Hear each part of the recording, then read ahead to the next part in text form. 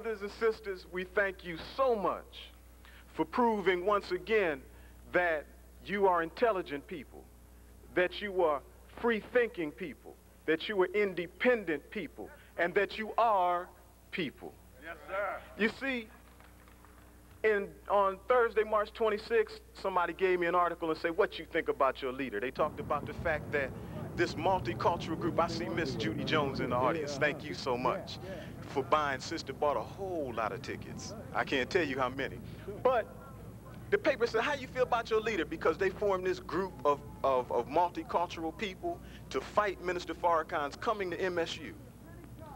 And I couldn't believe it. I felt great pain because they talked about the fact that my leader was an evil person and a mean person because other people didn't like him. But then I showed them the front page and it said, bloodiest week ever. 6 black babies died in Detroit. But somebody's going to come to me and say, we need to have unity, so repudiate your leader. The only black man in America, the only man in America that is stopping violence. Newsweek is writing in the newspaper, thousands of gang members are taking off the colors and putting on bow ties. But there's something wrong with that man. I'm from the University of Michigan. I just wanted to see I had never heard him speak. I just wanted to see what he's talking about because I know that all of his speeches are controversial. So I just wanted to see what he had to say on things. Maybe I could be enlightened about some of the problems within my own community, the black community. So that's why I'm here, just to be enlightened. People said, how could he come on Passover? Well, for 400 years, nobody said, give the slave a holiday.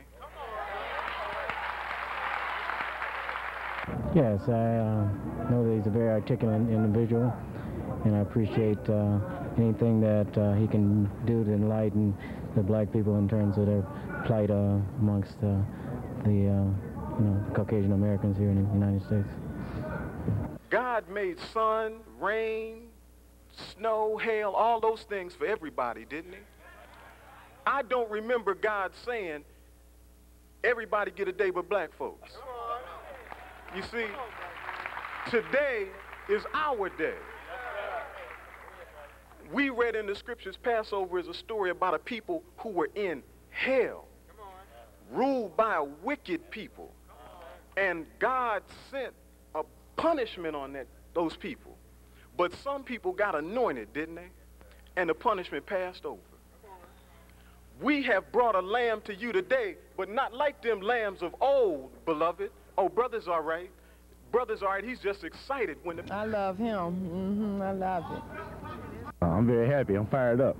Can't wait to see him. One of my friends is a Muslim minister, so I'm ready to hear him. Where a lamb had to come to us, but not like those lambs of old, because, see, you're not going to hurt this lamb.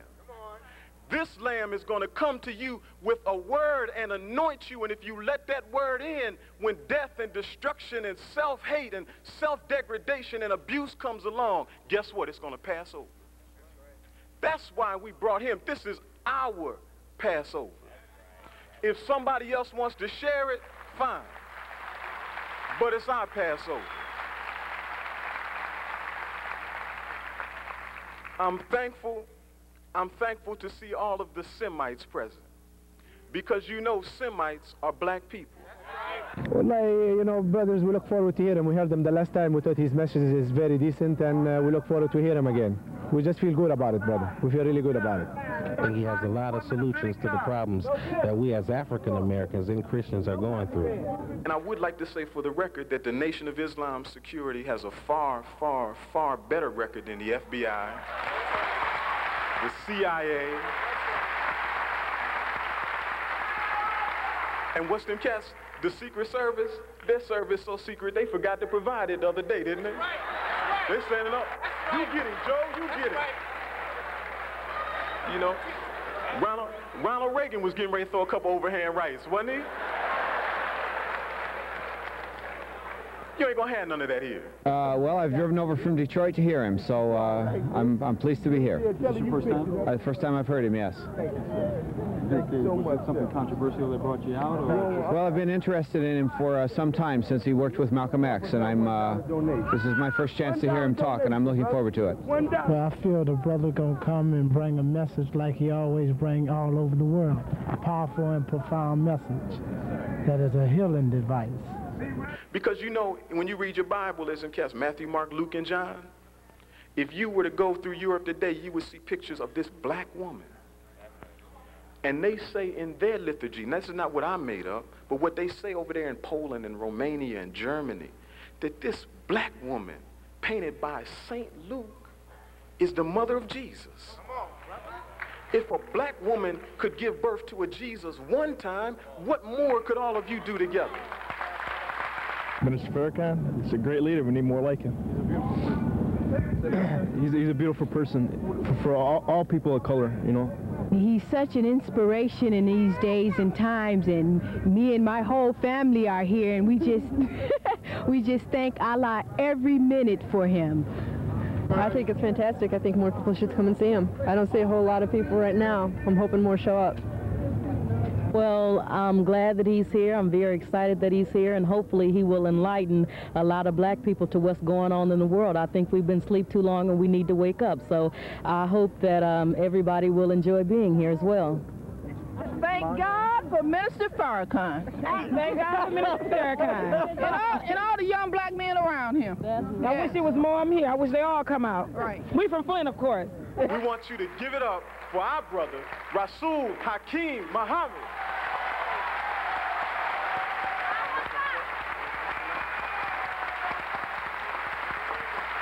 Thank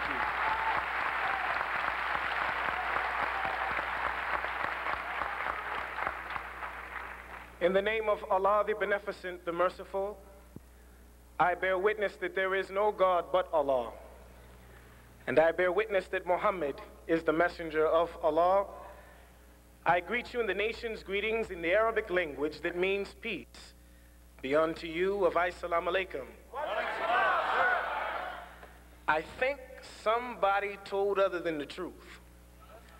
I think somebody said that because this was Easter, that you would be at home and would miss the opportunity to hear Minister Farrakhan speak.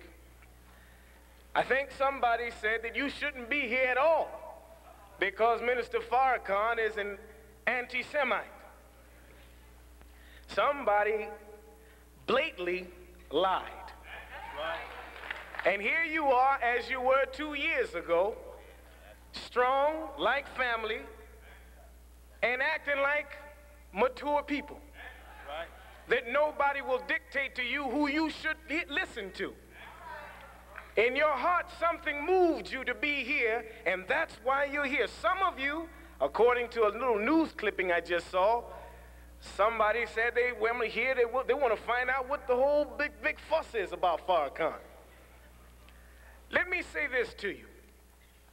It is true, and I believe that the truth shall set us free. As a matter of fact, if I may put it in other words, it is knowledge of the truth that will set us free. But never in the annals of history as it relates to the divine men of God, messengers and prophets, God never revealed all of the truth to all the people at once.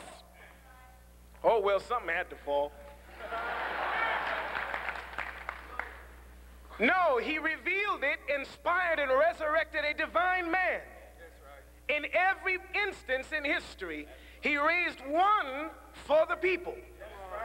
I'm telling you today, regardless of your religious persuasion, a black man has been divinely raised, inspired, prepared, fashioned, and molded, particularly for now and especially for you. All praise is due to Allah. Since when have the people that are keeping you as a, check this out, a permanent underclass, Since when do they become overly protective of what comes into your ear? Huh? When you are on the ground and you don't have anything, nobody comes to your aid, but as long as somebody's telling you what you can do to better and improve your life, all of these other little segments come up and got something to say. Here it goes again. Huh? To be honest with you, I'm getting real tired of it. I'm getting real tired of it, because it's not a Muslim thing. Here he is, the Honorable Louis Farrakhan.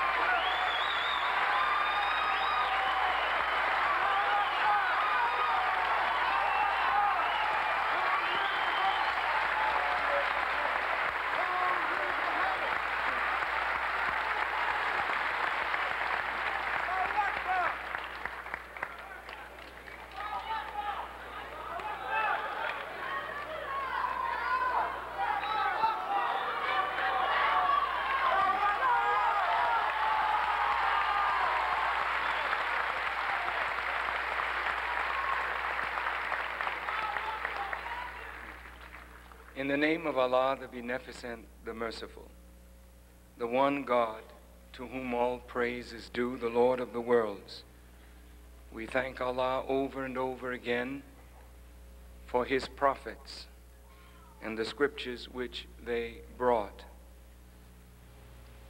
But if I lived to be 1,000, I could never thank him enough for his appearance to us in the person of Master Farad Muhammad, to whom praise is due forever, and raising up in our midst a divine leader, teacher, and guide to awaken us from 400 years of sleep in the death of ignorance, and to let us know that it is time for the original people of the earth to stand up and reclaim their high and noble place with God.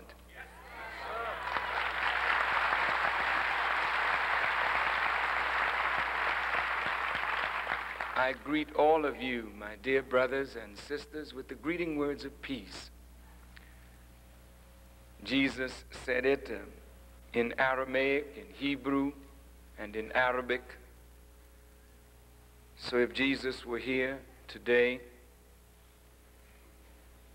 to celebrate Easter with you, he would say in Aramaic, Assalamu alaikum, or in Arabic, Assalamu alaikum. If he were here to celebrate Passover with you, he would say in Hebrew, Shalom Aleichem. But it means in English, peace be unto you. I'm very happy to be here, and I'm very grateful to Mr. Eric Ellison and the campus organization called As One for their invitation to me. Thank you very much. Thank you. Thank you. Every time I'm invited, it seems as though it causes a stir. I don't quite understand.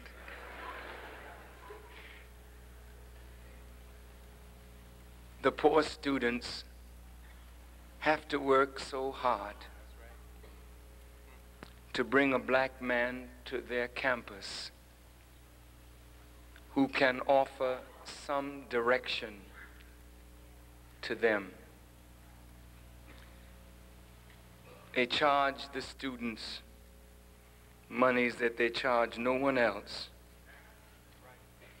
and they refuse to allow student activity fees to pay for my modest honorarium.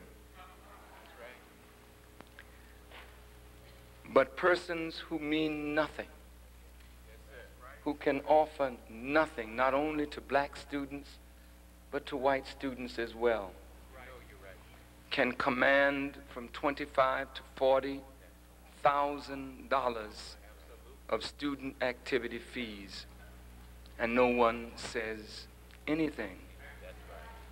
Michigan State is a great university, one of the finest in this nation. But each year,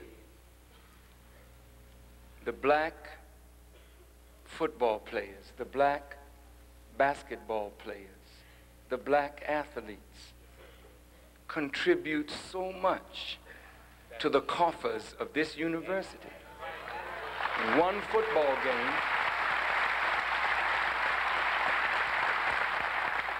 football game, black talent gives to this university millions. Yet a black person that means something to black students, whether I mean anything to white folk at all, is irrelevant. But if I mean something to my own people, the least you could do out of respect for what black people give to this institution is to back these students in what they want.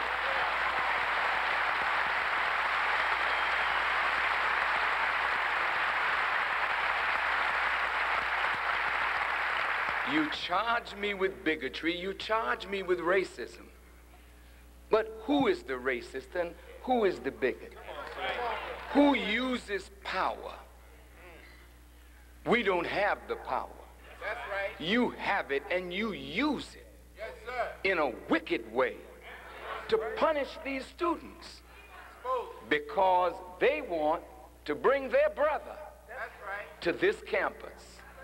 So they have to charge $8.50 while a $40,000 no good bum can come here, and these doors are open to them freely. But the students make a profit from me. Their organization will make a profit, hopefully, if you don't find some other scheme to take what other little money they have. This is a shame. Maybe we ought to tell all black students, let's get the hell out of white universities and build something of our own.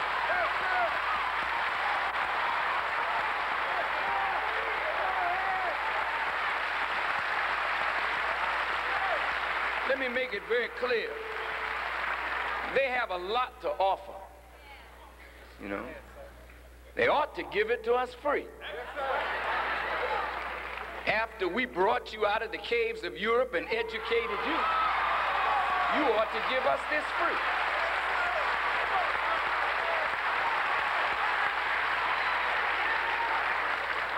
You're just ungrateful. We build your country for you.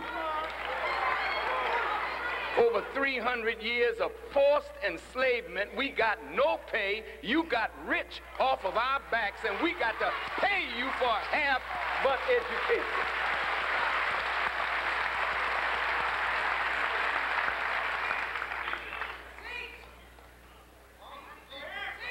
And you're not educated in a way that you have marketable skills. Leave here with a degree in black studies. Who's paying for that?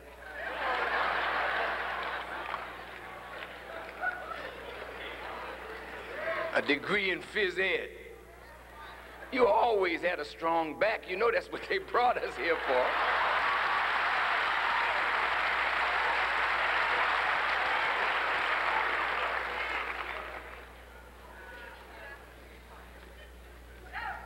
It's sad that we even have to speak like this on a campus of highly intelligent persons, so-called. But I thank all of you for coming out. Each and every one of you, thank you for paying the fee that they had to charge in order to make their ends meet. Thank you for your attendance. Thank you for your patience. Waiting in long lines. We could have had you in here in a short time, but they didn't want us to do the searching. It's all right. We thank the security for the job that they did, but we could have done it better. We're much more experienced at it.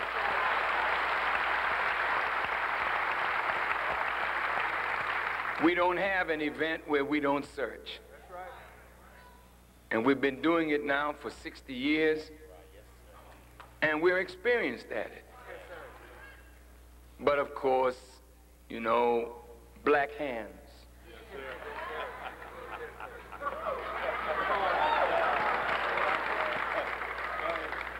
Don't touch me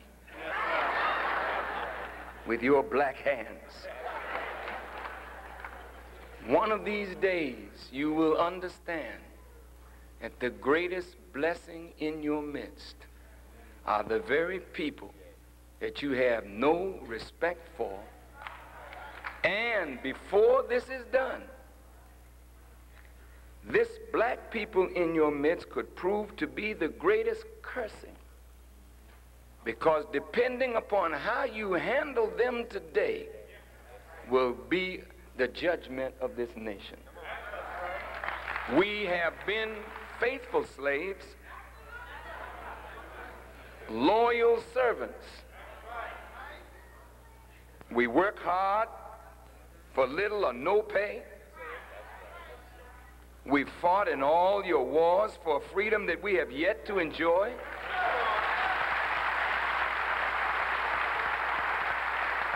We make America great in the world with our art and our skill and our talent. That's right. Our brilliance is hidden away in corporate America. Our own young people cannot see their own giants, intellectual giants, scientific giants, the people that have made a contribution to making this nation what it is. Our scientists, our scholars, our inventors are hidden from our own people, that we can only look at sports figures and entertainers so that we may think that the only thing that is valuable is if we can jump higher than white folk or fight longer or run a ball faster. This is silly. But that's not what I came here to talk about. I didn't come here to get into any controversy.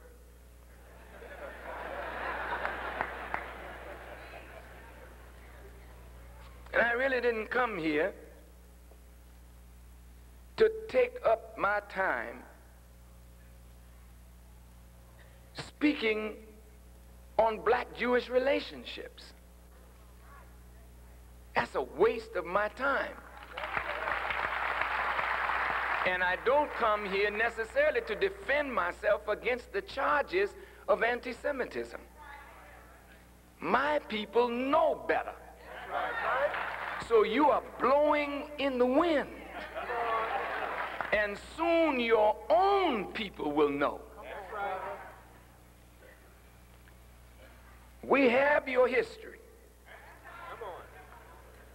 We know you pretty well. And I think you are angry at us because we know the truth. And we are unafraid to speak it. I think that's why you're a little angry. I think that you're angry with Farrakhan because you can't buy him. You're angry with Farrakhan because you can't control my speech. You're angry with me because you have nothing to offer me that I desire more than the liberation of 30 to 40 million of us, and really even your own liberation from the ignorance that clouds your mind into thinking that you may be better simply because you're white. We're going to change all of that with the help of Almighty God. I want to talk today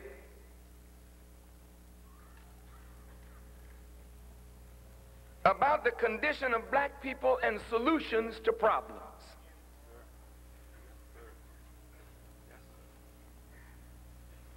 As black people, we are in a terrible condition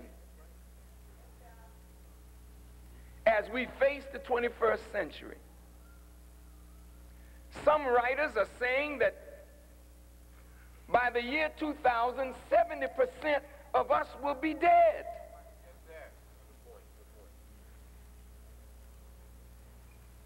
Or so incapacitated that we will have no meaning for this society. Some are saying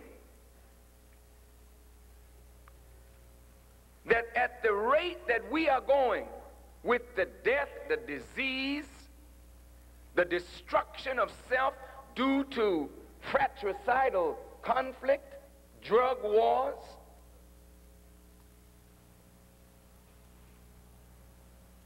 that we are in fact right now a destroyed people who have become totally useless to this society. We are in a dangerous position because the American people have no use for you when there is no use for you. I'll say that again. The society has no use for you when there is no more use for you. The white elderly suffer because there's no more use for them.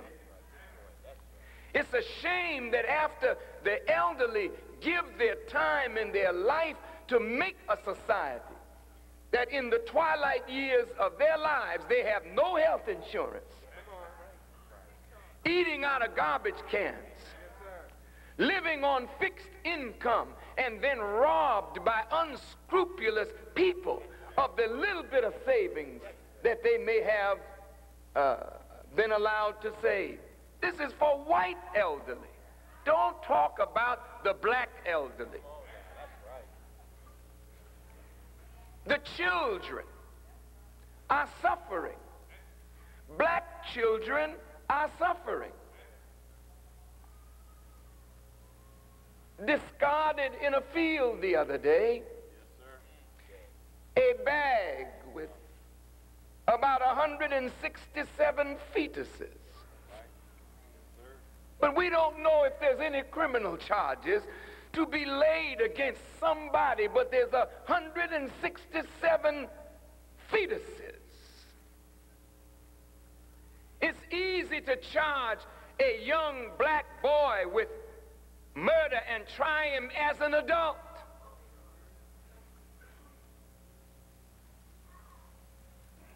But who will be tried for the murder of 167 lives?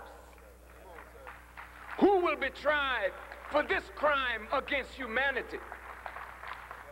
It's not even considered a crime against humanity. It's considered expediency. It's considered the right of choice.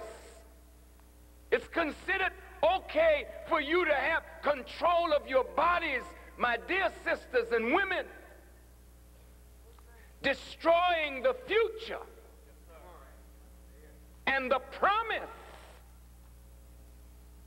of greatness coming through your wombs. All because you fear some privation or deprivation or loss of some opportunity, so you murder the fruit of the womb. And it is all right in this society. Where's the moral correctness in America?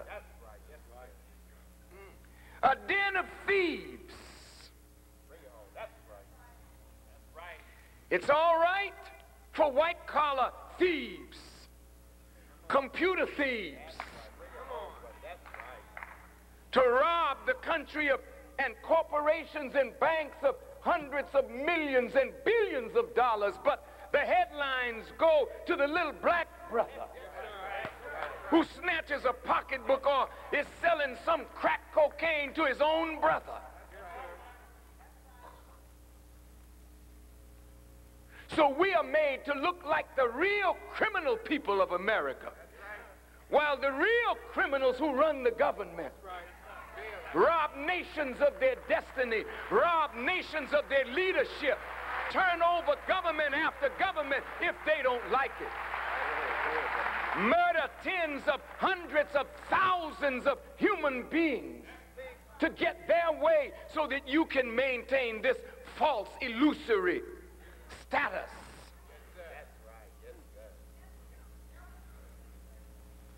Never in the history since 2,000 years ago has a head of state been kidnapped after his own people are bombed and shot into submission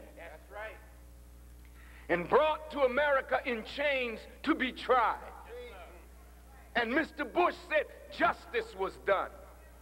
Suppose the people that grieve over what happened when he was on the watch in the CIA had the wherewithal to come to America and kidnap your crooked presidents and bring them to a foreign government and try them for the murder of innocent people.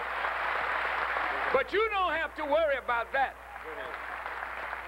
because nobody is powerful enough to do to you what you delight in doing to others. But I'm here to tell you that there's a God on scene today who has your number, and your writing is on the wall in blood. Your kingdom has been weighed in the balance, and it has been found wanting. You can't stop the God today who is present. You can put a bullet in Farrakhan if God allows it. You can kill our leaders if God allows it. But the God is present today. And death is inside America today. It's not at the door. It has crossed the threshold. Just a little leak in Chicago that went unattended. Just a little leak. And the loop closes down. Millions of gallons of water under your fine structures. They say the cost is about $1 billion now in loss and going up because water doesn't play. You have respect for your mighty buildings, but water erodes the foundation. And the longer it stays, the more chance there is for death and disease as a result of it. Just a leak. God can close you down in the twinkling of an eye. And he's present, alive, and working his will. Be careful how you handle these black people, because they have become the people of God. He promised in the scriptures he would choose the foolish, the despised, the rejected, the unwanted, and he would be their God and they would be his people. And he would manifest his wisdom and his power through a people that were no people at all. The Jews should be most wise because they have the record. They have the prophets. And they know the prophecy. So here we are in your midst, as Israel was in the midst of the Egyptians under Pharaoh. Here we are in your midst for 400 years, mistreated. Here we are in your midst. You have always known that a deliverer was coming out from among this people. You know this. Therefore, you watch our children like a hawk watches a chicken to see if you can discern which one or ones of us might be the deliverer. But just as Moses was hidden, so was the deliverer for us hidden.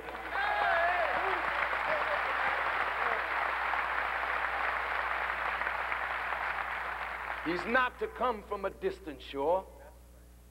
He's to come right from among us. They know this.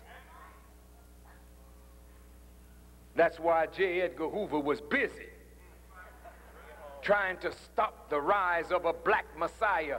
Why would J. Edgar Hoover use so much money of the taxpayers to see if they could stop the rise of a black messiah? Who told Hoover that blacks would be looking for and expecting or would get a black messiah? Do blacks need somebody like that? You do too, white folks. Well, you're in bad shape today. You have an education that will not allow you to solve the critical problems of our time. And so tonight, if you will pay a little attention to this child of slaves that does not have your degrees. I didn't graduate from one of these fine universities. But that doesn't mean I'm not learned. You're not the only one that gives out learning. God is the first teacher and the best teacher.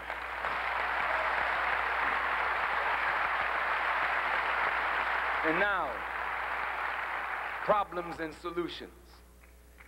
There has to be a solution to the problem of the unwanted presence of between 30 and 40 million black people. What is the solution? If you've become useless, not only to this society, but useless to yourselves, what has America planned for you? She calls us the permanent underclass. Just listen to the words, permanent. You know what permanent means.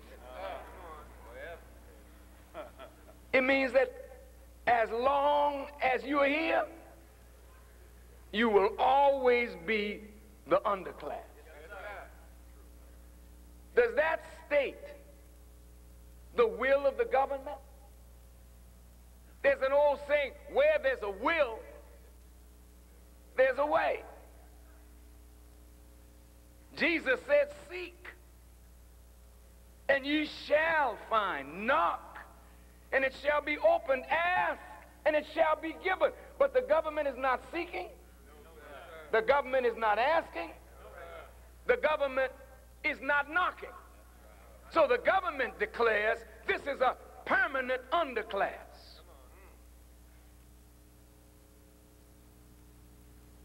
In 1968, after Martin Luther King was assassinated, not because he had a dream, but because Dr. King discovered reality and began to deal with the hypocrisy of government. Our brother was assassinated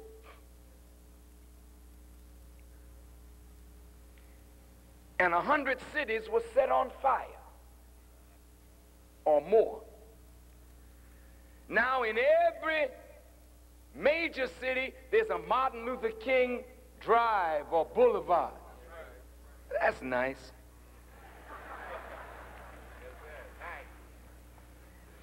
The enemy kills you, then names an alley after you, and you're supposed to be happy over that.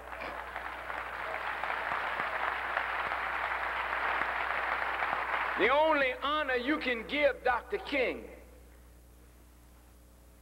is to work to make a just society. That's the honor that commemorates that man's life. Not a plaque or something on a drive somewhere. We shouldn't be moved by things like that. After the riots, rebellions better, Lyndon Johnson impaneled a blue ribbon commission. It was called the Kerner Commission. And they studied the condition of blacks in the cities of America. And they made their recommendations to the president. Certainly, the Kerner Commission was weeks and months of hard work, and we can't begin to break all of that down in a minute. But in the overview of their work, they said there were two Americas, separate and unequal, one black, one white. This is 1968. They recommended to the president that at that time in 1968, 12 million blacks were in the inner cities of America. And if America really wanted to do something to change this reality, the government would have to develop the will to tax the American people. And monies would have to be allocated to mainstream black people. Otherwise, by 1985, there would be 22 million black people in the inner cities, and then they said it would be impossible to integrate black people. This is the Kerner Commission. Mr. Lyndon Johnson got that report. I think it was Johnson. And the war in Vietnam was raging. And when that war was over and the American soldiers ran out, over $1 billion in war material and cash was left behind, making the North Vietnamese the fourth most well-equipped army in the world. All the money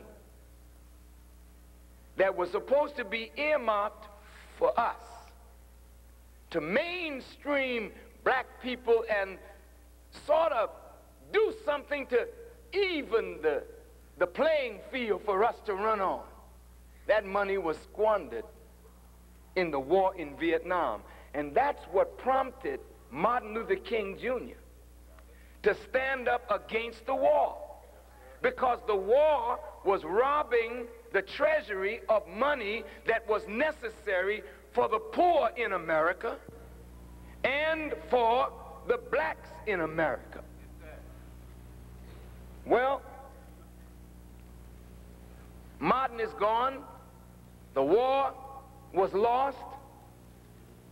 Billions of the taxpayers' dollars went down the drain. And after the war, the Vietnamese veterans came back to an America that did nothing for them, disrespected them.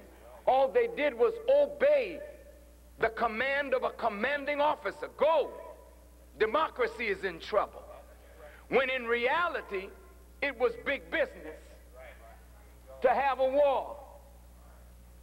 In reality, Lyndon Johnson fabricated an incident in the Tonkin Gulf to widen the war, and therefore 500,000 American soldiers, black, brown, yellow, and white, and red, went to Vietnam.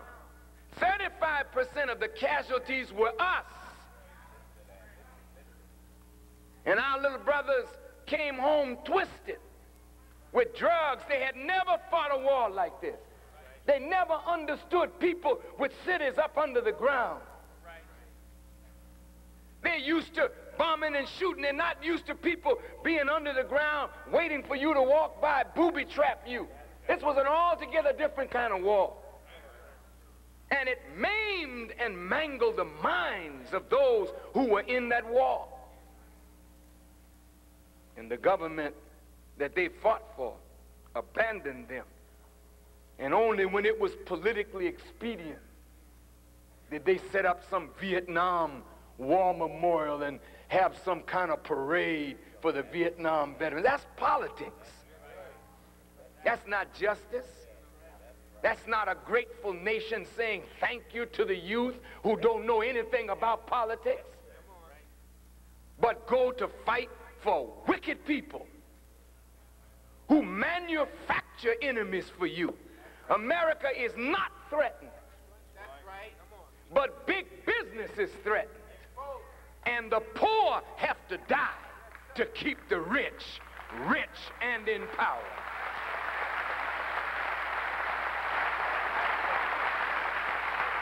Well, after 20 years, the Kerner Commission revisited the cities to study the problem again.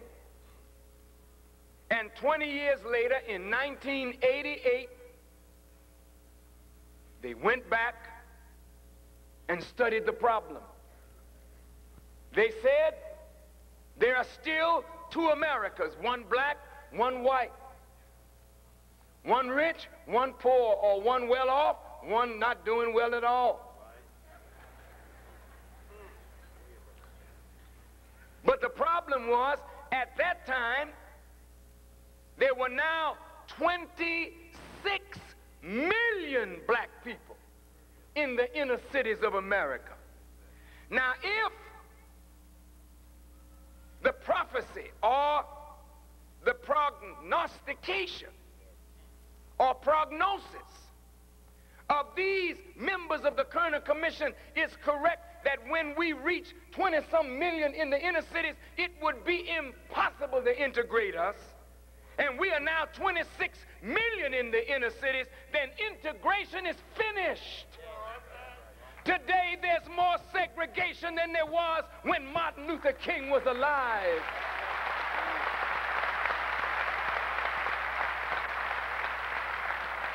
So the Honorable Elijah Muhammad said integration was an hypocritical trick to make you think that your 400-year-old enemy had all of a sudden become your friend. And now they want you close to them. Close to them for what? Busing your children all over the city so you could achieve racial balance in schools. But what are the schools like now? We've gone backwards. Under segregation, Jim Crow, we had black banks, black transportation companies, black insurance companies, black hotels, black motels, black gas stations. We had to depend on ourselves in the South. Right. That's right. The Jewish people who may be in this audience or listening or who will listen, you helped found all black organizations. You were in the founding of the NAACP, the founding of the Urban League. But notice, in the founding, when you wrote up the direction of these organizations, you made it clear that no black organization was to deal with the economic problem of black people. They were to deal with the social problem and breaking down barriers of racial intolerance and injustice. So, in effect, your black bodies were used. Listen to me.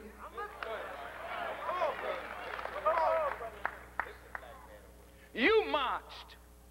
Certainly, there were Jews and whites who marched with us. They had a right to march with us because they were going to be the biggest beneficiaries of your suffering. Let's talk about it. If I'm lying, then stop me. Go ahead. Come on. Go ahead. I'm not going to tell any lies. You just be angry with me because I tell the truth.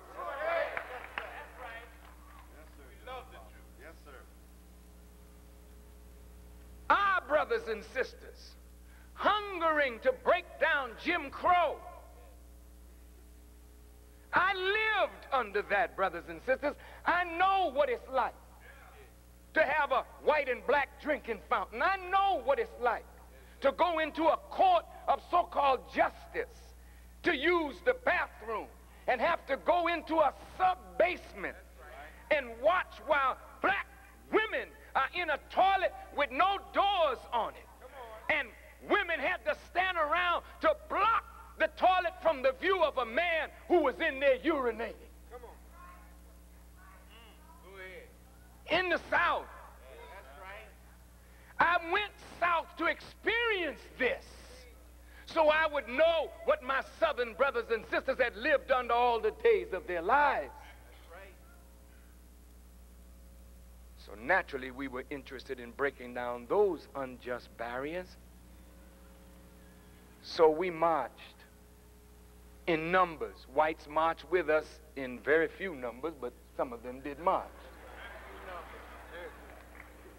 We carried our signs, and they carried them too.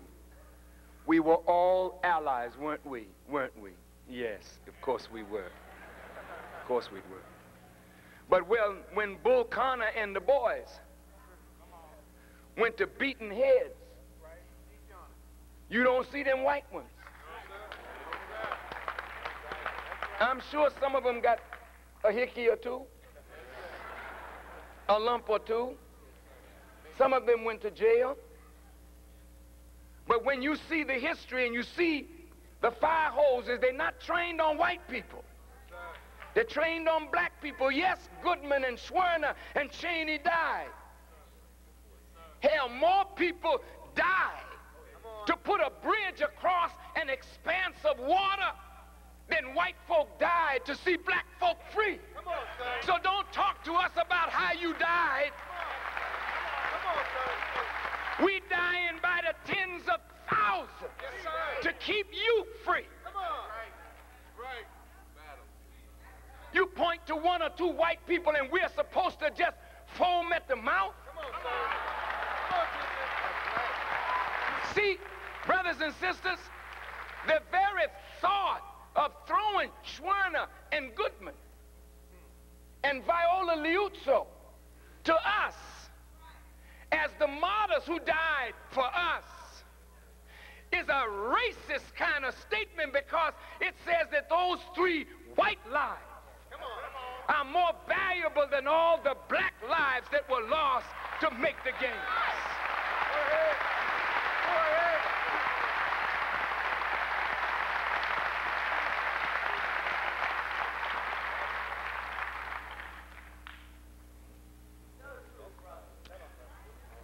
The murder of Medgar Evers, the murder and the bombing of our babies in a church in Montgomery, Alabama, the murder of Viola Liuzzo and Goodman and Schwerner and Cheney, all were part of the politics that allowed Congress in their magnanimity to give us a public accommodations bill and then a voting rights bill. Man. Martin Luther King sitting with them. And at the same time, he's sitting with them, planning the future of a just America. They are plotting his death across the street in the FBI office. They're bugging him, bugging his hotels, his motels, his office, his home, plotting his every step. Yeah. And And so we got that public accommodations bill, and certainly we're grateful. Because at least now we can go to toilet on a highway in Mississippi, and we can sleep now in your fine hotels. We don't own anything now. But we can now spend our money in your restaurants, but we have to be careful.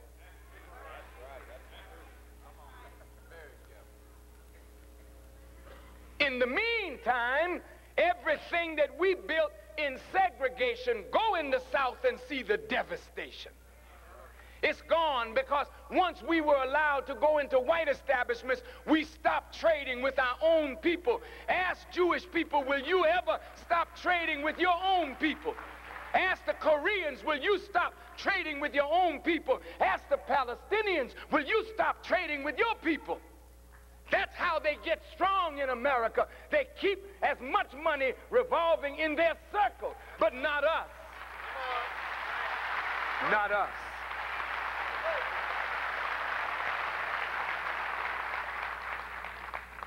And so, my brothers and sisters, after the Public Accommodations Bill was passed and the Voting Rights Bill was passed, we were not in a position to take advantage of it. But Jews were, that's right. Lesbians were, gays were, right. Women were. So on the back of black people, that's right. Jews got more political power, right. Were able to move in areas where they were not able to move before. That's right. Gays got power. Lesbians got power, women got power, moved up, and you went backward. Today, you are worse off than you were 20 years ago. Not only in terms of economics, but in terms of moral correctness, our community has gone down, down, down. Is that right? 25 years or so after Martin Luther King, 25 years after the Kerner Commission, jobs leaving the inner cities, no new factories opening up in the inner cities because it is now a social law almost, that if you want to make money, don't open up any business in the inner cities or in the cities of America. So the businesses are leaving the cities, which leaves you as a servant out of a servant's job.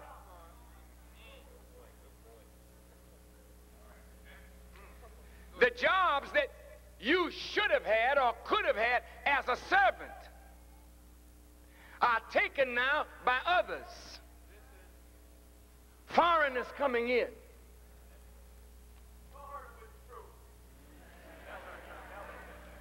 So the black male is unemployed, underemployed, and unemployable.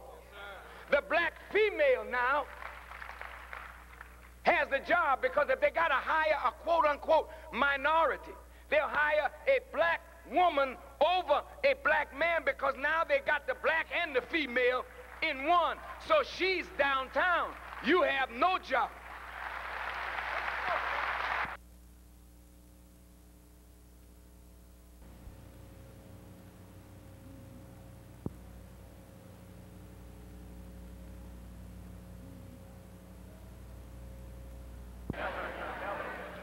So the black male is unemployed, underemployed, and unemployable.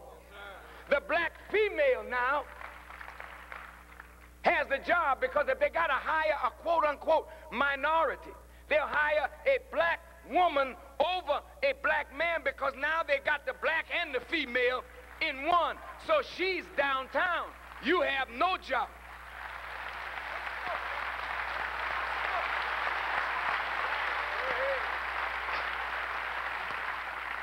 having no job and no education has not diminished the sex drive.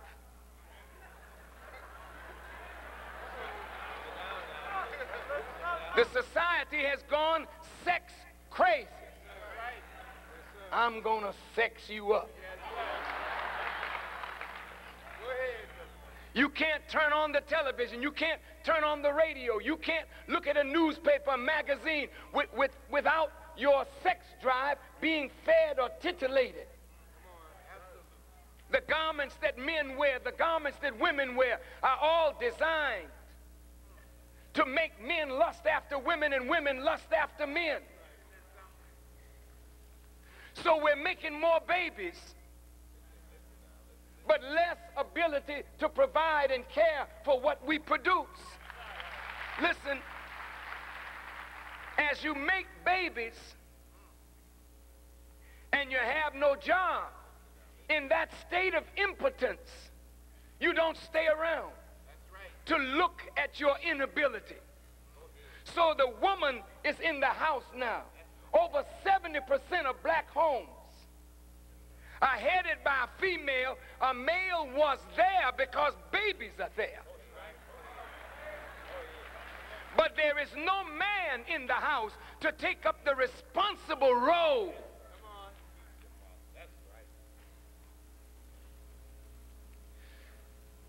We don't seem to realize what is happening to this nation. When I was in school many years ago, I graduated from high school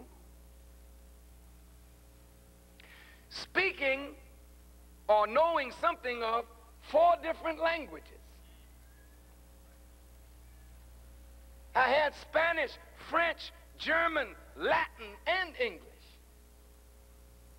I graduated from grammar school, knowing every country on the earth, its capitals, and what those countries produce.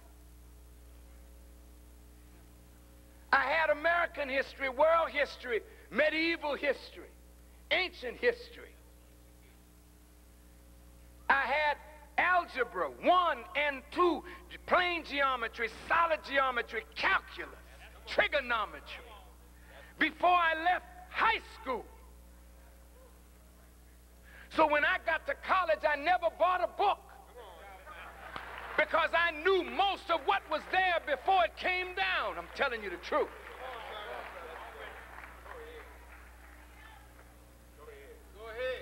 I had a good education in the Boston public school system. Nobody in my class, we were all poor blacks, but nobody in my class graduated not knowing how to read. What happened? That America is graduating hundreds of thousands of functional illiterates each and every year. What has happened to the educational system?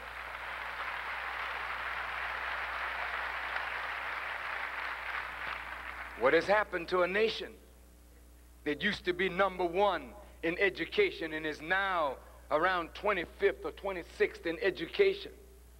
Science and mathematics, the 2 basic disciplines that all civilization is built upon. America is 17th and 20th in the world. Japan, #1. #1 in mathematics, #1 in science, #1 in banking, #1 in organization in their society. And look at America, a great nation, going down, down, down, and all you can produce is a new song, a new dance. Young people, white and black, with your heads high. Sex on your mind all day, all night.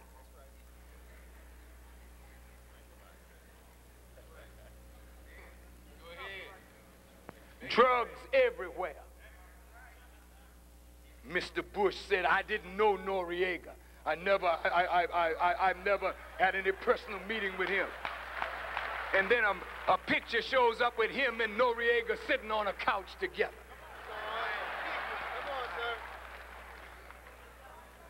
If Noriega was a drug runner, he was running for Bush.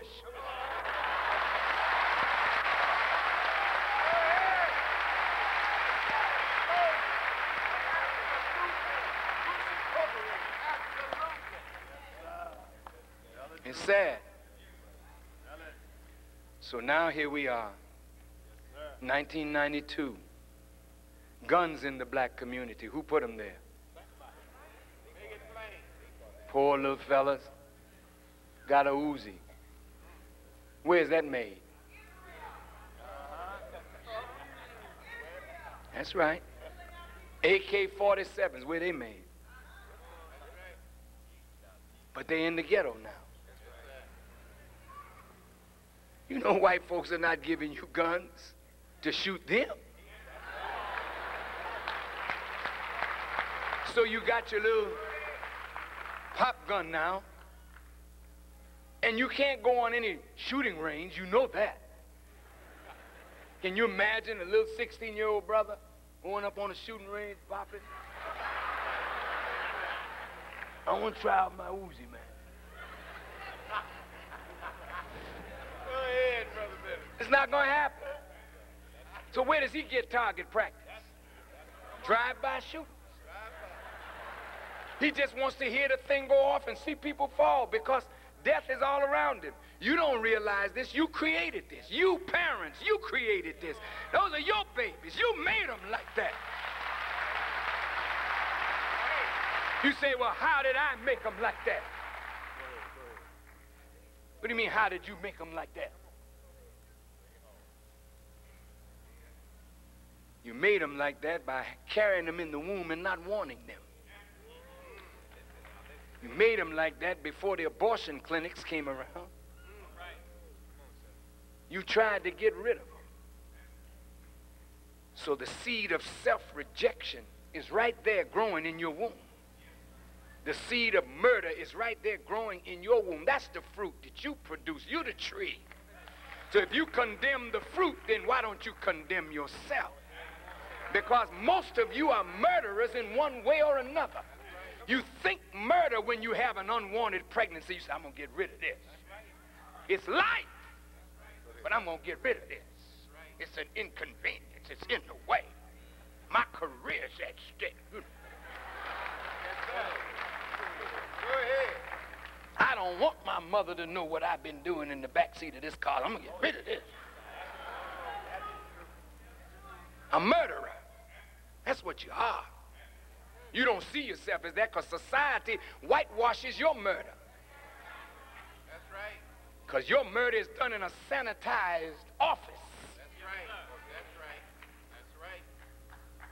With all the trappings of a hospital and doctors and medicine. So that makes you feel better about your killing. That's right. That's right.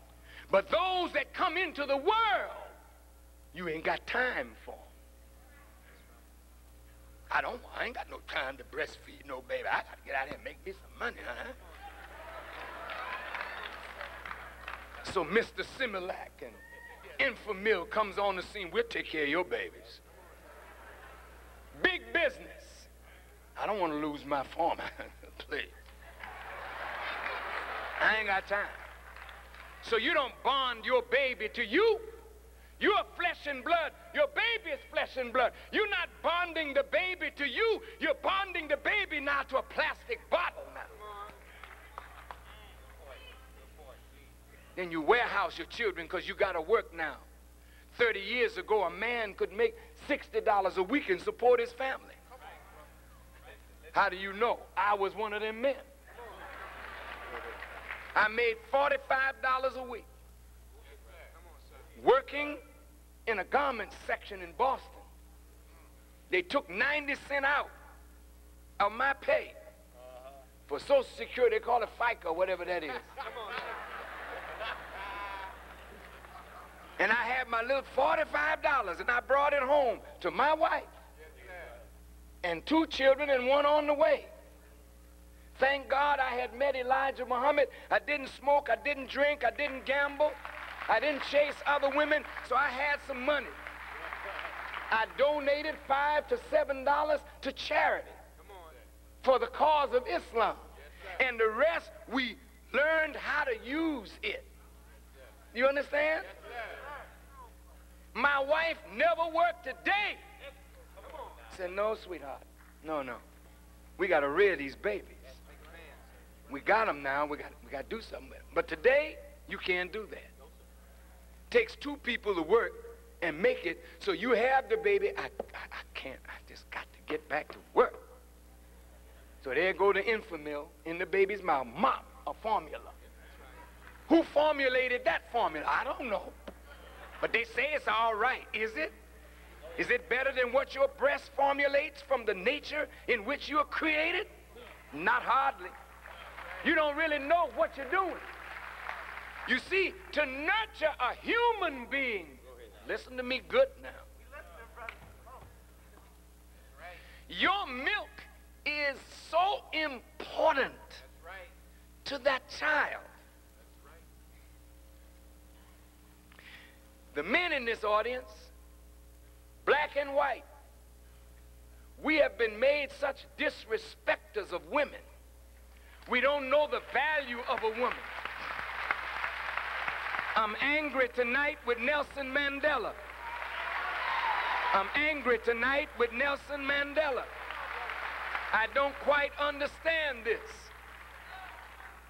A woman stands by you 27 years in prison. A woman catches hell just being your wife. A woman tries to lead the movement in the absence of her husband. Now she's charged with murdering a couple of Uncle Toms. What the hell should you do with an Uncle Tom?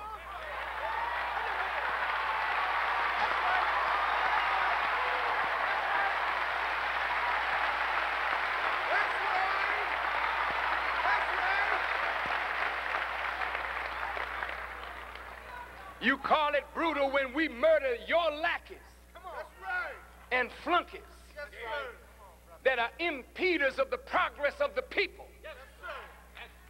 But you call it wisdom when you murder your enemies. I don't know whether she did or she didn't. But I don't understand if it's for political reasons that he may become president and he doesn't want to have a woman that's charged with murder by his side. Well, hell, he was charged by the same damn racist court and the same people.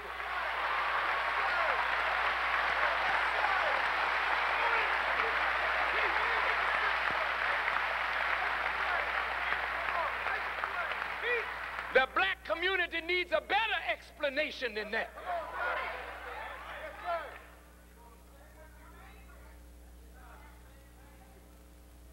We need a better explanation.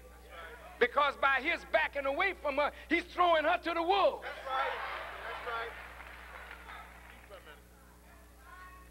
She said she would pick up arms and fight for her liberation. She don't renounce no violence. She don't renounce violence. I don't understand it. I know there's a lot that I don't know about that situation, and it's wrong to get involved in people's personal affairs, but the man has become a symbol. This is the way white folks do you. You go to jail because you're standing up for justice. Then they make you something while you're in prison more than you could ever be when you get out. Then they let you out to destroy your own image that they built of you. A ticker-tape parade for a black man in New York who suffered 27 years in a white man's jail. Hell, we got blacks in America that are in jail for the rest of their life for nothing. Ain't nobody gonna give them no ticker-tape parade. What about Geronimo Pratt?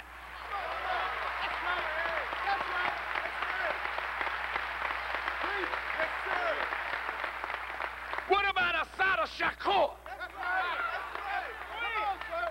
What about those of us who are political prisoners? Who's going to give us a ticker-tape parade? And you get lulled to sleep because they do that for some black man. And when the brother came to America, he didn't say one damn word about us. It wasn't Native Americans that went to jail to focus attention on apartheid. It was black brothers and sisters. But when he comes back, he's going to stand with the Native American. We don't mind you doing that. But hell, say something about your suffering brothers and sisters in America.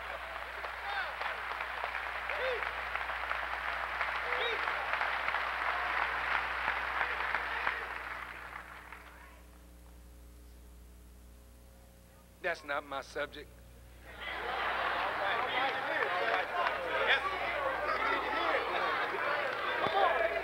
But brothers, we are nothing if we don't stand by our women. We are nothing. We are nothing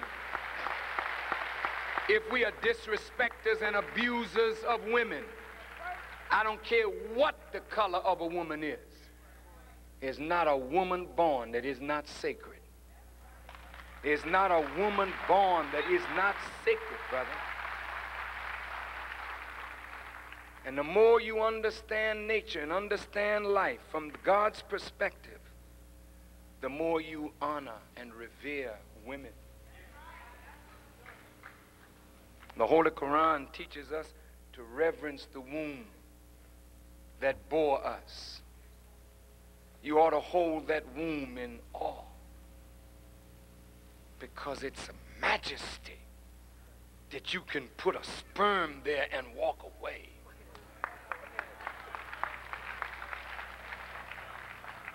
And the God of creation causes that sperm to mix with ovum. The Quran calls that worthless water. But out of that which has no worth, sperm without being in the right place at the right time is something you throw away. But out of that worthless water comes human beings who can be consequential people, make a difference in this world. Good teaching, sir. That's right. Your womb is sacred. Your breasts are sacred. They're the feeding ground of babies, and they bond the flesh, the blood, and the spirit of new life to the flesh, the blood, and the spirit of its producer. Men who don't understand the value of women think that women are only in the period of formation of life for that 9 months. Wrong. As long as the weaning is taking place, I'm telling you, you have to be very careful with women. Because every thought that she thinks, there's a chemical reaction to that thought. And that chemical reaction becomes a part of her milk. She can nurture a strong giant like Mary nurtured Jesus. Or she can nurture a Hitler or a Genghis Khan. They all come from the womb. You can make a devil, or you can make something in the image and likeness of God. That's how powerful a woman is.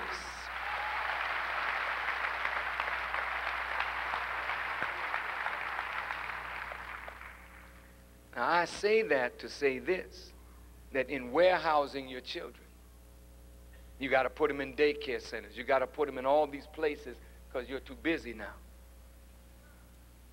They're being cared for more for money than with love. They're being bonded to things and not to spirit. And so they grow up with an affinity to things and with no spirit, no feelings, no compassion. And this is why we produce the most violent generation of young people in the history of the world.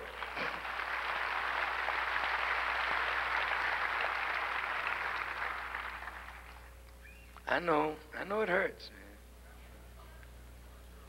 But I have to tell it.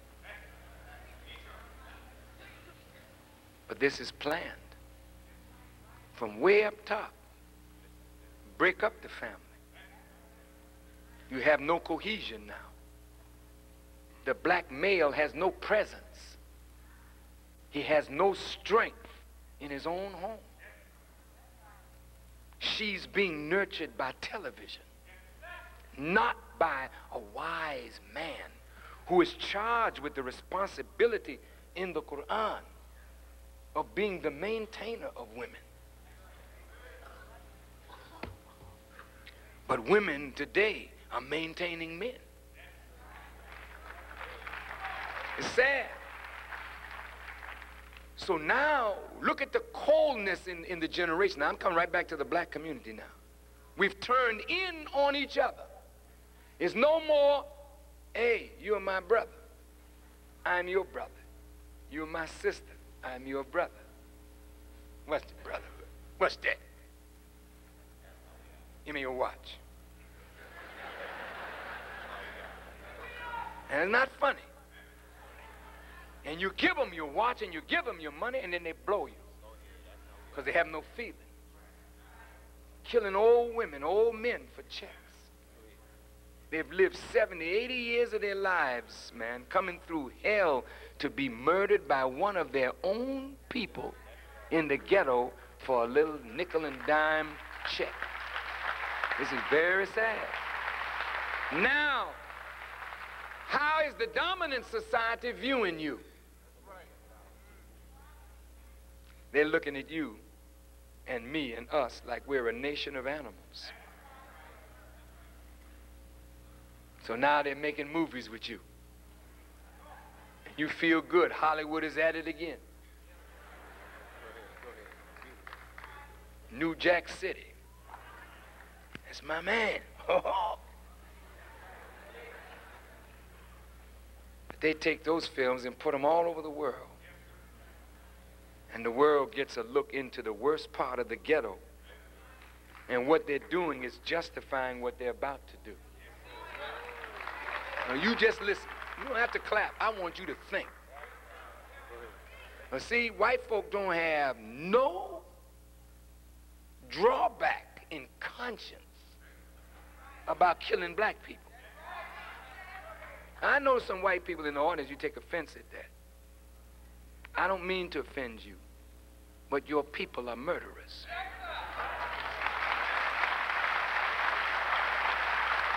I don't mean to offend you. Not you that are sitting here that don't have that thought in your heart.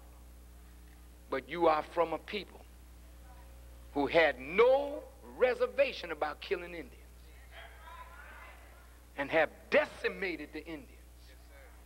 Not only in North America, but in Central and South America, in the Caribbean. It's hardly a Carib Indian left, an Arawak left, the Mayans. These are killers. They go into the Amazon, they want the riches, so they kill the natives. They kill them in Australia, they kill them in New Zealand, they kill them in New Guinea, they kill them in Africa, in the Congo.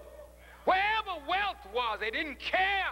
Kill us by the tens of hundreds of thousands. For every 1,000 years of white folks' existence on this earth, 100 million of the darker people have lost their lives. I'm telling you, you can call me whatever you want to call me. That Bible says you're a murderer and a lust for murder. Jesus talking. Said your father was a liar and your father was a murderer, and the lust of your father you shall do. If it were not for that bystander taking a film of the beating of Rodney King, there wouldn't be any trial out there. This happens every day in America. In every city in America it's happening. These young black brothers are being lynched right now in police stations. We've become just that cold ourselves now. But the difference with us is there's nobody for us to kill but ourselves. So white folk are looking at you, a useless group. They'll put you on television now in these filthy videos.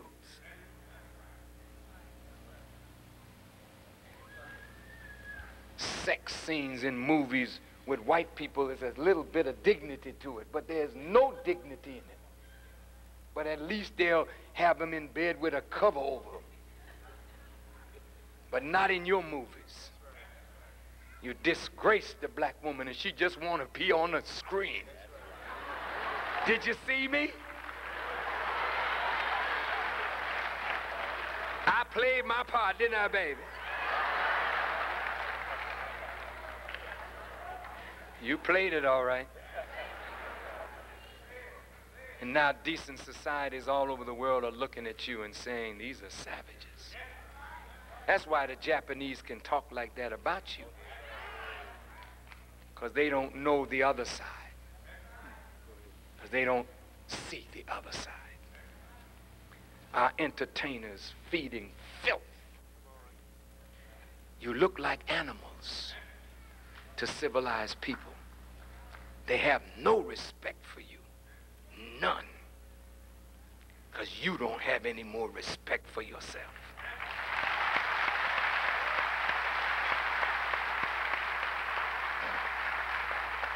They have no plan for you.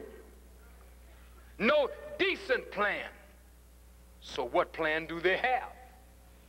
The same plan they've always had when there's a useless bit of society. In my hands, I have the congressional record of Monday, June the 9th, 1969. Dr. D.M. MacArthur, Deputy Director of Research and Technology. Dr. B. Harris, Deputy Assistant Director, Chemical Technology. Dr. K.C. Emerson, Acting Deputy Assistant Secretary of the Army. Brigadier General W.S. Stone, Jr., Director of Material Requirements, Headquarters, United States Army Material Command. Colonel J.J. Ossick, Chief Systems and Requirements Division.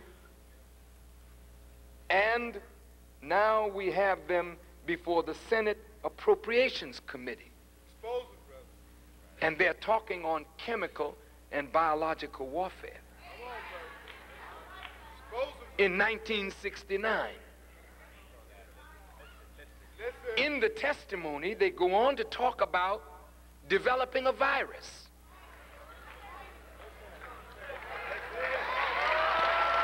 I want you to look at this. Now I'm telling you where it is, you go find it. Monday, June the 9th, 1969, chemical and biological warfare. Before the Senate Appropriations Committee. They're talking about germ warfare. They're talking about chemical warfare or biological warfare. And they talk about developing, listen, a virus that would weaken the immune system. It's here in the record. They were asking for $10 million for research in 1969. 10 years later, the disease shows up.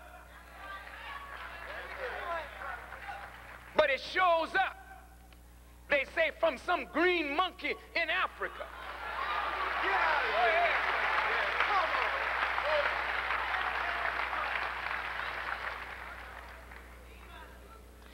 In Uganda, the jewel of East Africa. Uganda, the Congo, or what is called Zaire. In Central Africa today, whole tribes are being wiped out with AIDS. and they're not homosexuals, and they're not intravenous drug users. They are the victims of silent death from a wicked scientist of evil. Come on. Wait, no, I don't want you to clap. I just want you to think, because we're going to think tonight. And when I leave, you can call me anything you want to, but deal with what I say.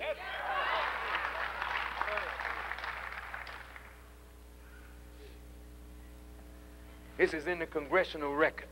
Yes, sir. You remember the Tuskegee experiment,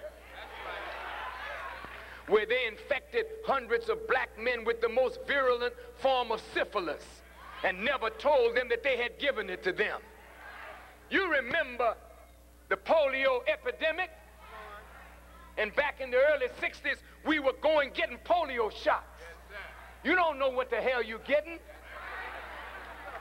Now, it was Dick Gregory who exposed the fact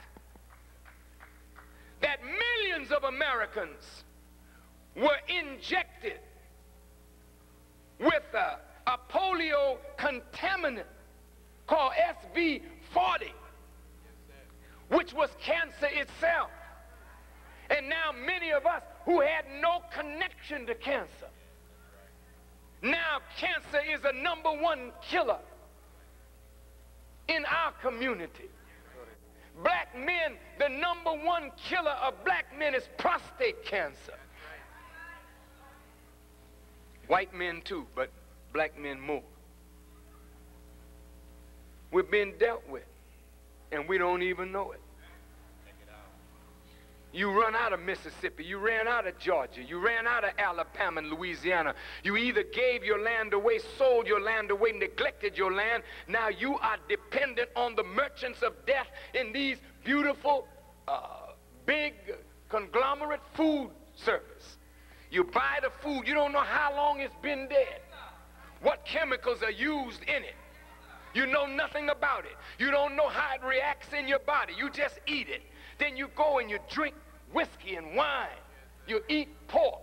You eat all of the hormones that they inject into beef and lamb and pork to fatten it up quick. You don't know the results of it. You take steroids to get big muscles. You're so sick. You're poisoned right now, dying with poison all inside of you. They don't mind killing a few white folks just to get at you. So white folks are dying with AIDS.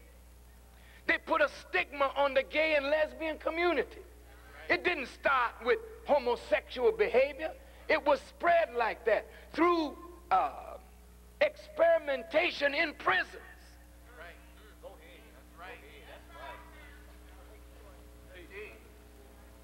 They sent all these philanthropists to Africa.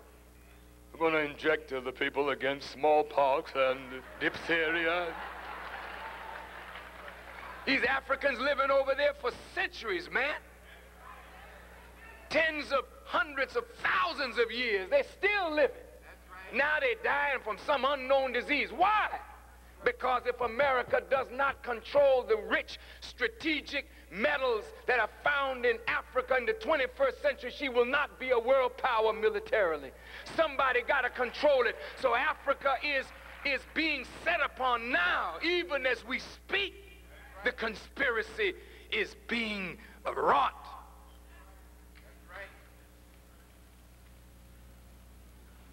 So here now we're dying of AIDS.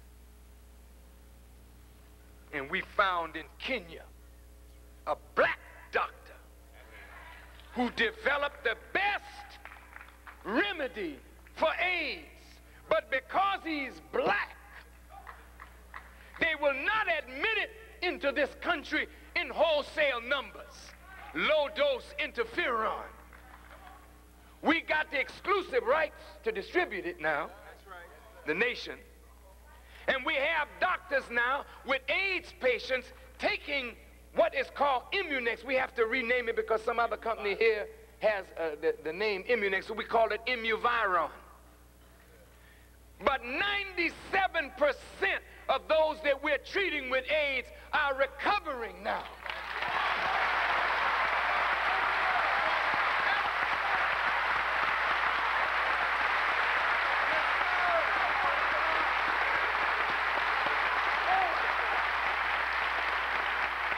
And we don't care what your color is, what your religion is.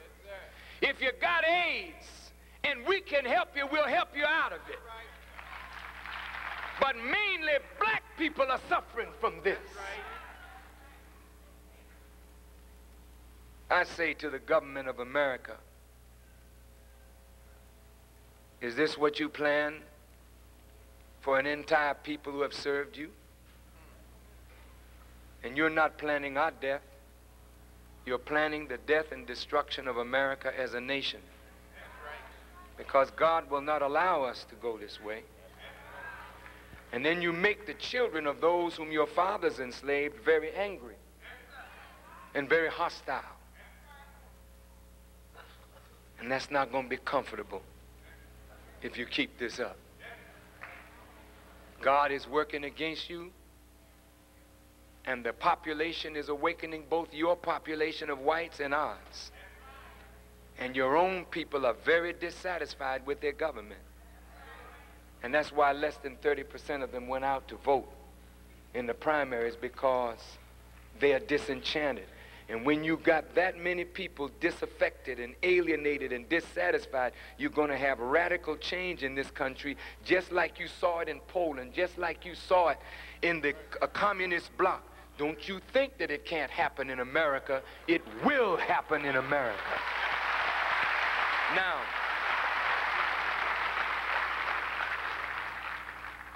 you know that since the collapse of the Soviet Union, the last remaining monies of white America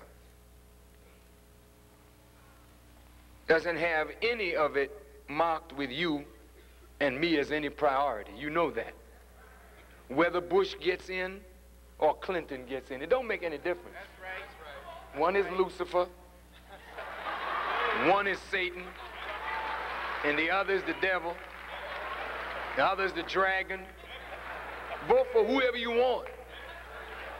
And none of them gonna do you any good. None of them. I don't care what they say. I watch what they do, and there's no president, Democrat or Republican, that done a damn thing for you and me. I'm talking about the masses of our people. To give a few intellectuals some kind of front job means nothing to the suffering masses. And if the masses don't benefit, the classes don't count. We on track? Yes, sir. So now, America's $4 trillion in debt. The major banks, America used to be in the top 6. Now she's not even in the top 20. You know the scandal that rocked the savings and loan industry is costing billions, nearly $500 billion to solve that problem. Mr. Bush said he'll help to solve it. He'll bail out the banks, but he won't bail out the cities. Whole states now becoming bankrupt. Just look at it now. Factories have moved out of America. White folks out of jobs. Their unemployment rate going steadily up. Ours steadily up. So if millions of whites are unemployed, where's your chance of getting a job? So now if you coming out of Michigan State thinking that you got a job waiting for you, brother, please. If we don't learn how to create a job, there'll be no job for us. Is that clear?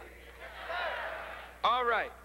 Now, since we are not a priority and they're moving against us, that is their plan.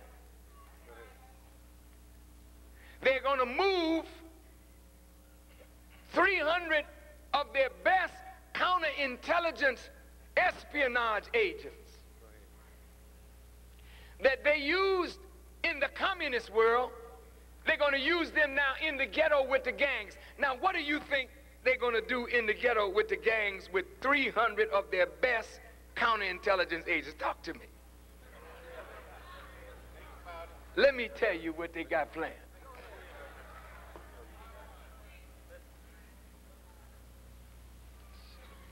You can call me what you want, but I know you. And only death will stop me from talking to my people about the wicked plans of this government against my brothers and sisters. And even then, death can't silence me.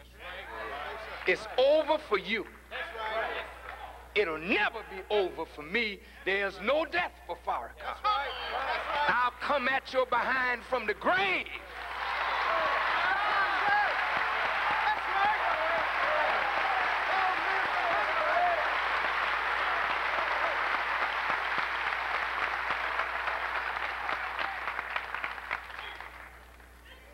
A billion people came to Muhammad after his death. Nearly a billion came to Jesus after his death. You don't kill men of God. Ain't no grave for a man of God. I didn't come from the earth, so the earth can't hold me.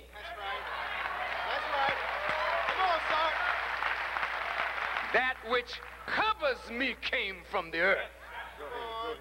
But I come from God. And so do you. Only time the earth can clothe you is when you live for your flesh. Then you die in your flesh. But when you live beyond your flesh for the things of God that are eternal, there ain't no death for you. So Jesus said, don't fear the man that can kill the body. Fear him that kill both body and soul. Well, you don't have that power, white folks. You can't kill the soul. Best thing you can do is find some little cheap poison or something. But there's a God on scene today. Let me go on. I know it's getting late. But we got to get to solutions. We know the problem now. Y'all all right? Yes, sir. You sure? Yes, sir.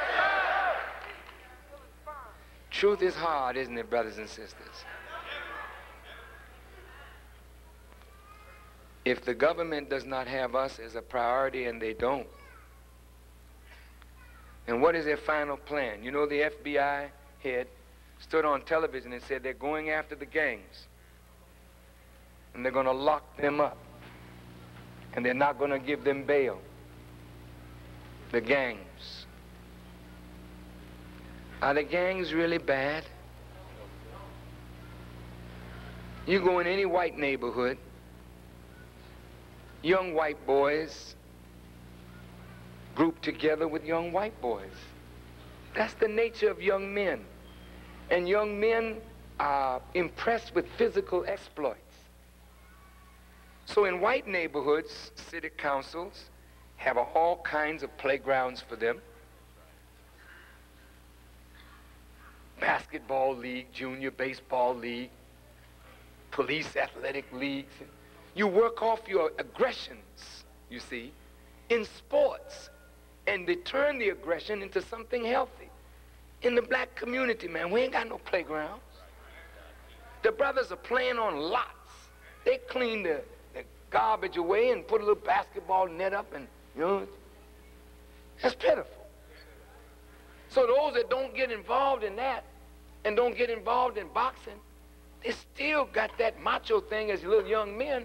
So we young men hang out with young men. We group together in our little corner of the ghetto where we live. And then we don't like the brothers that live over in that ghetto, corner of the ghetto. What you doing over here? So it becomes aggressive, and then we fight each other. This is what we did when we grew up. But now it's difficult because there's guns involved, there's drugs involved. It gets real complicated now. But it's really not the fault of the youth. It's the fault of those who are the stewards of that energy. We have failed our young people. We intellectuals, we the parents, have failed to provide a future for our children. We're sitting around waiting for white folk to provide a future for us, and we have not done our job to provide a future for ourselves. It is not for white people to provide a future for black people. It is for black people to provide a future for themselves. And as long as you sit around waiting for government to do for you what you could unite and do for yourself, then you'll always come up wanting. Now we're going to deal with solutions. The gangs are being fed guns and drugs. And there's only one organization left now that really speaks to the needs of black people. That's right. I think the Detroit Free Press did a survey, or whatever they did, and I got a letter from a reporter from the Detroit Free Press, and they said that 42%, I believe, or more, of the black people that they polled said that the Nation of Islam seemed to have the solutions to the problems of black people. Newsweek magazine said that Farrakhan had from 26 to 32% of the black people with him. That's a sizable number. If the Detroit Free Press did their poll and between 40 and 50% of black people see the Nation of Islam as some sort of solution, and Jews don't like Louis Farrakhan and the Nation of Islam, and maybe the government, and not maybe, the government doesn't like Louis Farrakhan and the Nation of Islam. Now, don't you know that your rise has been the greatest fear? And any leader that can arise to attract masses of black people, they're terrified of such a man, particularly if they don't control him. So now the government has to move to destroy me and the Nation of Islam. I mean, these are young men that Allah blessed me to call out of the world and out of the filth and the garbage that they were involved in. And they've cleaned up their lives to try to make something out of themselves.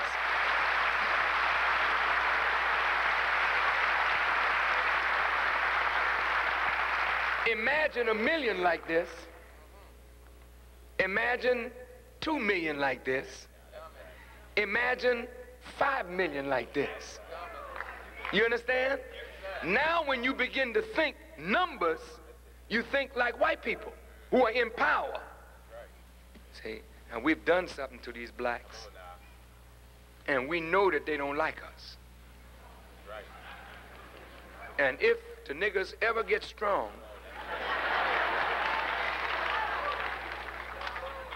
they're going to try to do to us what we did to them. Wait. This is the way they think. And it's written in the Bible. Pharaoh was frightened. He saw the children of Israel multiplying. And he said, come, let's deal wisely with them, lest they multiply, join on to an enemy, and come against us. So their plan was to kill all male children of the children of Israel. The Jews understand this history. And you notice the black male is being done in. The poor sisters almost are hopeless in terms of finding a black man that will be a true mate to them. It's really sad. The black male is going. You visit all the college campuses, you see black females in preponderance. Black females in law, black females in medicine, black females in engineering, black females in science, but the black male He's in basketball. He's in track. He's in football with his major in black studies and psychology. Please, that stuff don't work on babies today that you call psychology. All right. The black male now is being decimated. Here comes Louis Farrakhan. I'm not a big man. I'm not a muscular fella. At least I wasn't. I'm just a little fella with a trumpet. And evidently my people are listening. Now white folks say, we gotta stop him. Because he riles up those niggers.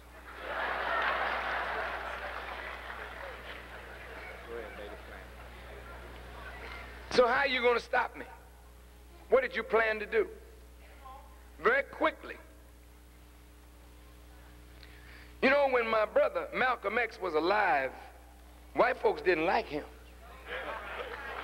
And there's no sense in you thinking that now that he's dead, they like him anymore. But Malcolm's legacy stands.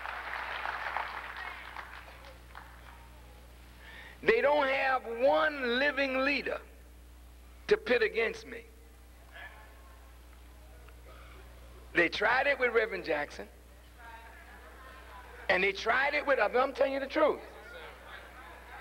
And it didn't work. So what you gonna do with me now? The IRS is busy working.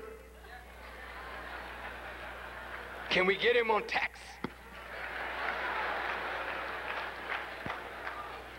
My friends in the Justice Department and the FBI, they have a 100-man squad that watches Farrakhan. Farrakhan watches.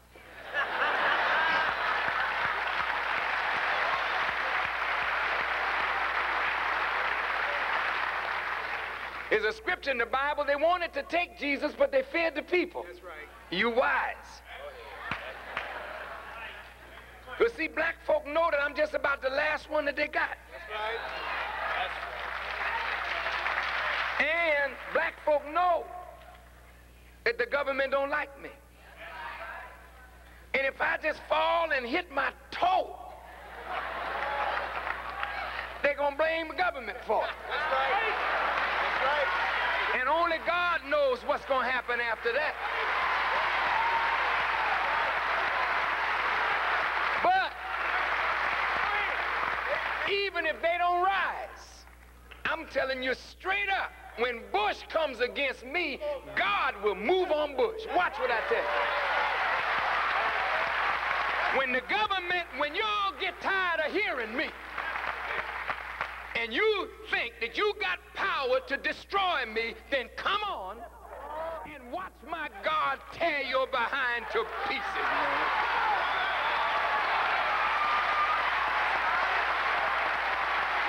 You see?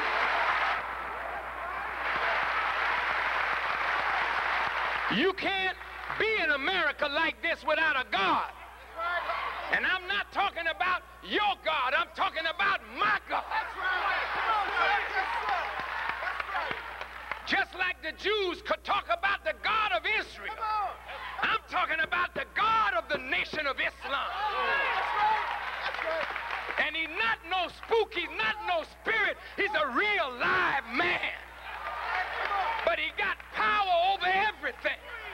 Now you mess with us and see. We don't carry no weapons. We don't need no weapons. God is our rock. He's a living God, a real God. The God that the scripture said would come in the last day. He's walking with us. He's present among us. He's backing me up. Otherwise, I'd have been a dead man a long time ago.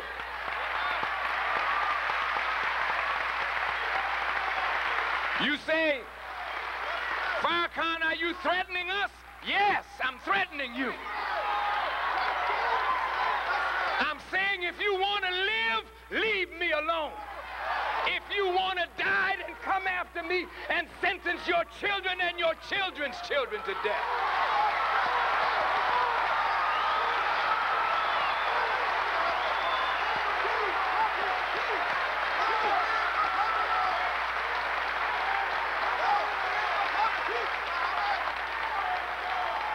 You kill your last prophet. You won't kill this one. Say, you're a prophet, I'm more than a prophet. A prophet can't handle this work. This work is too big for prophets. This is a work for God. This is the day of the Messiah. This is when God is not to come. He's present in human beings, working through human beings for the benefit of human beings. And I'm one of those human beings in whom God is alive and active and working.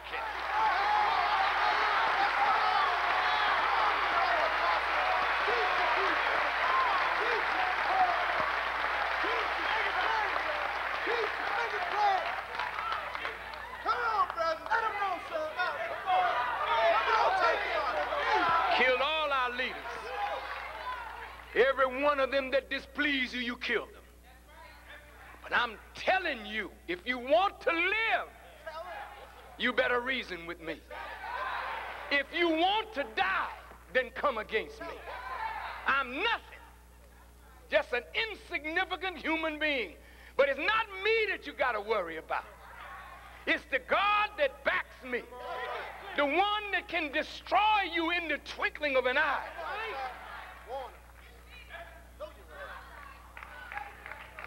If I hadn't seen the arm of God, I would be petrified to stand and say the things I say. Because none of these men can really secure me. Only God can secure me.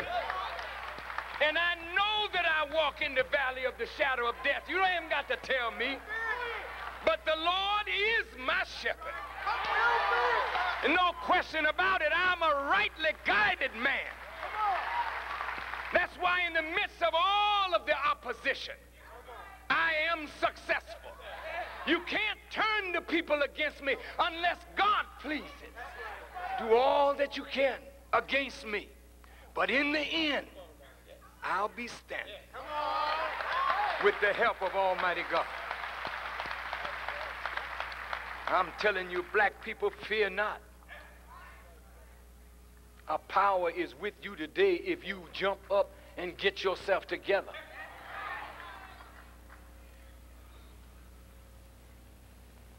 They intend to raise my brother up from the grave.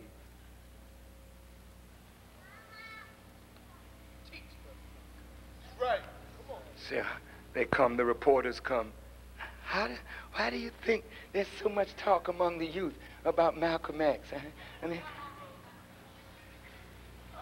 I don't even answer you. Because we know that a dead man can't raise himself up from no grave. It's living people that do that. There are sincere black men and women here who love Malcolm, but they don't have the power to raise him up and write articles in the paper. That's your job. That's your plan. Your plan is to raise Malcolm, but not raise him like Malcolm really was. You don't want that. So you're going to make a movie to trivialize Malcolm.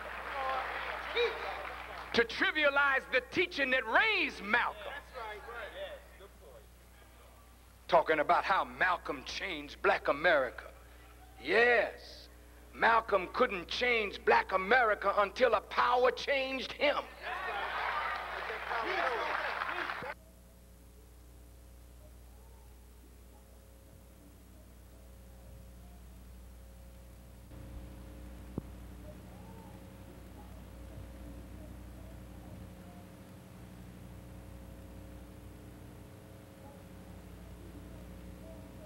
Yes, Malcolm couldn't change black America until a power changed him.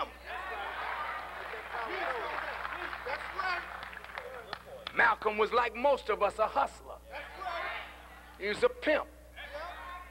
He was a robber, a thief, an abuser of women until he heard a word.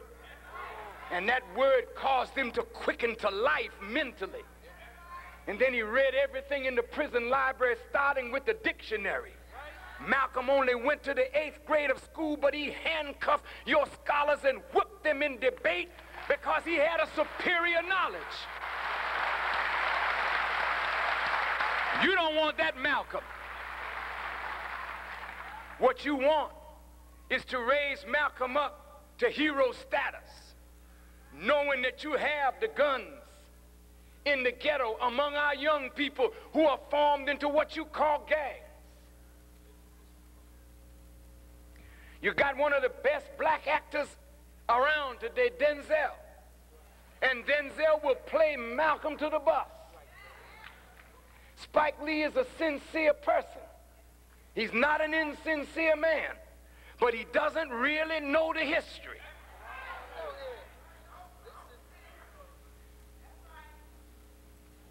He knows what he knows.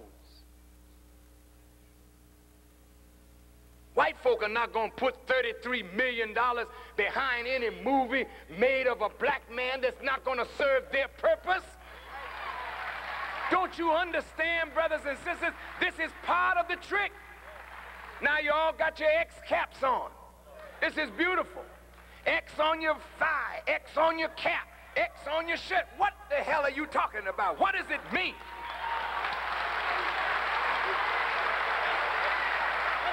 Huh? You know where that X come from? It's a mathematical thing. It stands for the unknown. Malcolm's name was Malcolm Little. Little wasn't his name. Little was the slave master that owned his father. So when they branded their horses and their cows and their pigs, they named their niggas. So that's why you're Johnson today. Jones, Smith, O'Reilly, Overbrook, Underhill, Roundtree, green, white, black, blue. You got Italian names, Jewish name, Irish name. You ain't none of that. English names. You're not that. You're a black man whose origin is from God, but you were brought from what is called Africa. You don't speak an African language. You don't wear an African name. You don't have an African presence because you were robbed of that by white people and given their culture, their religion, their name, their language, their learning. That's right. That's right. So when he met the Honorable Elijah Muhammad taught him that that was a slave name, and he gave him an X because X means unknown. We don't know who you are, but if you're qualified, you can wear one of the righteous names of God. So when they buried Malcolm El-Hajj, Malik El-Shabazz. They didn't bury him Malcolm X, and they didn't bury him Malcolm Little. So you got your X. Now you better come on to the man who's really giving them out.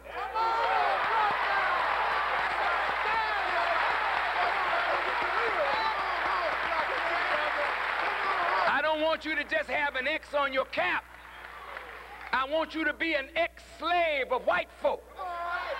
So when that X, when you wear that X, wear it proud, brother. And when you walk down the street, say, yeah, I'm an ex-slave, I'm an ex-convict, I'm an ex-thief, I'm an ex-pimp. Yeah, that's what I am.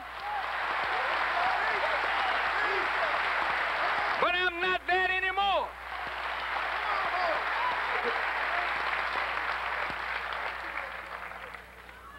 All right, let's wind this up. Solutions. Now, since white folk don't have a solution to our problem, and their only solution is the solution they've used all along, genocide, that's not going to work. It won't work for us, and it won't work for America. If you plan it, I'm telling you, America will go the way of Pharaoh. Just remember, Pharaoh's in the book for you, because you're the modern Pharaoh.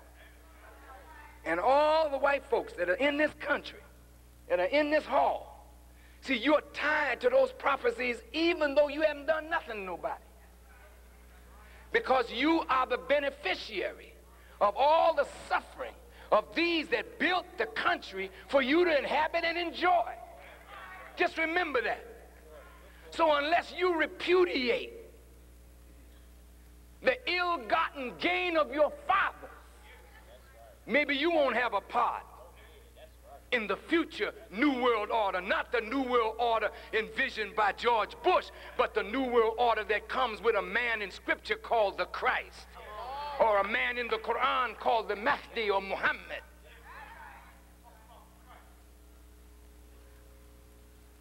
You won't be a part of that, because your hands are stained with the blood of innocent people whom your fathers murdered to give you the benefit. And you got to wash your hands of that. The Pope is going around asking the Africans to forgive white people for what they did. I hope he's not coming to America to ask us that.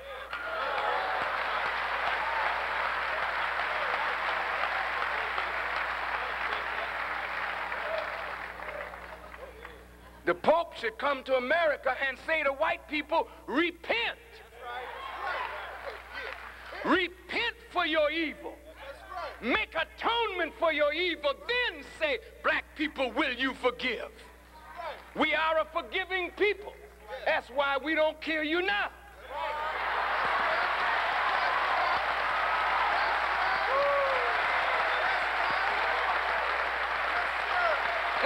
Am I sounding crazy? You let a Jewish person find somebody that was a part of their Holocaust. You don't see no forgiveness. They'll hunt them down, find them wherever they are, bring them back to Israel for trial and hang them. Well, we're human too. We got the same kind of feeling, only the heart of black people is much more compassionate. We are willing to forgive if you are willing to change.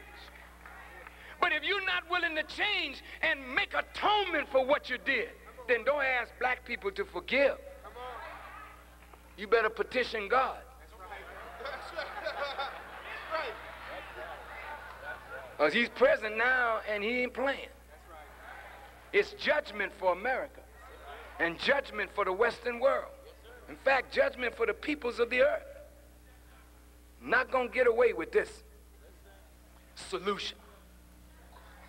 Since they don't have a solution, let us offer something to help America get out of this condition. I think that's nothing but fair that we should offer a solution. Now, some of our solutions may sound extreme.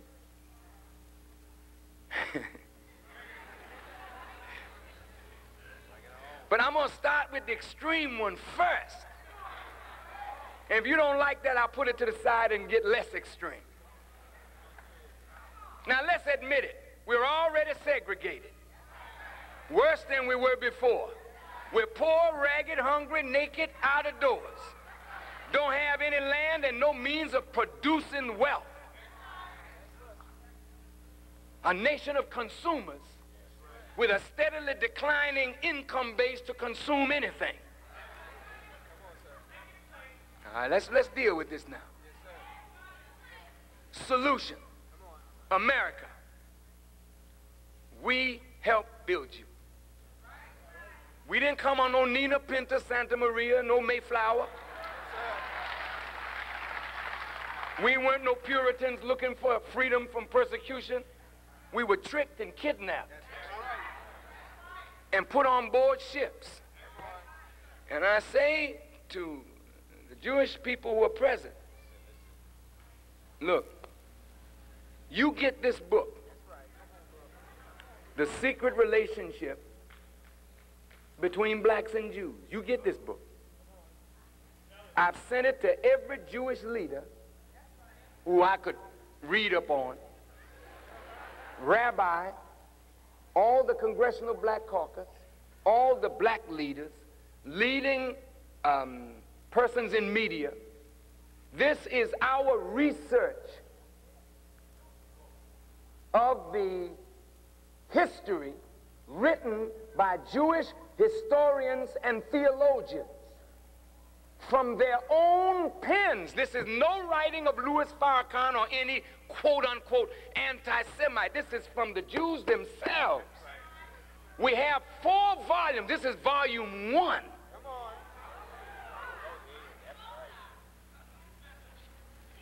We did our homework. Now, Jewish people, writers, have told us that the Arabs sold us, our African brothers sold us, and what the Europeans did to us. But they have never documented what their own hands have done. This is not anti-Semitism, this is just facts.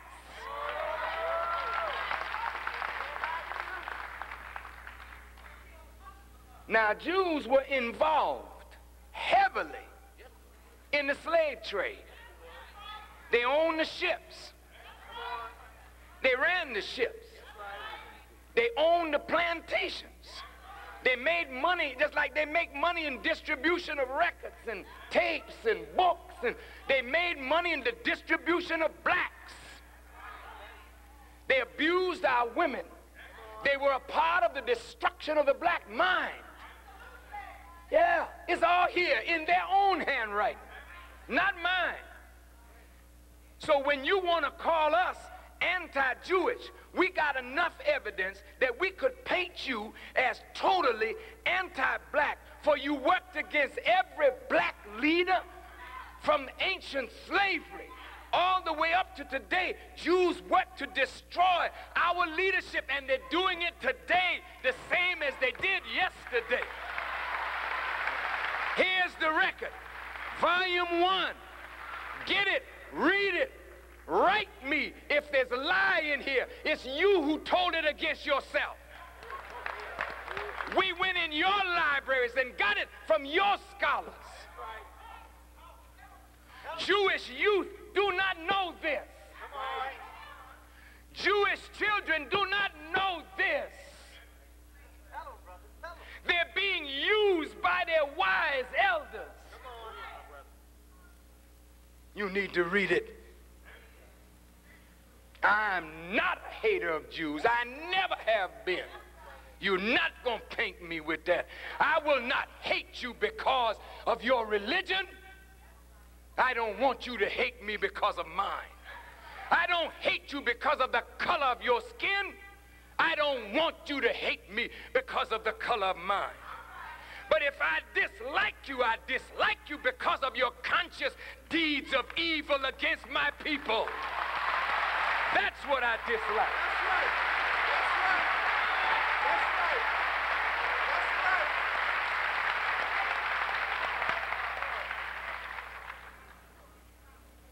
Well, why are you putting it out in a book? I want to prove my point. Blacks and Jews have a relationship. You're all crying about Farrakhan is upsetting black-Jewish relationship. That's a lie. You're not going to blame me for what you're doing.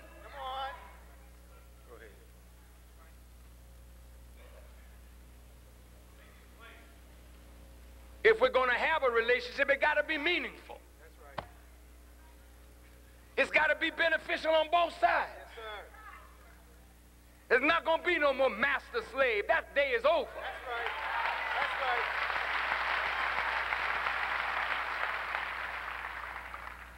We want a relationship with any human being on the earth that wants a relationship with us, but you will not have a relationship with us as no master-slave. That's over. We're too intelligent now to be enslaved by you or anybody else. We don't want you using us. That's right. We don't want you exploiting us. That's right.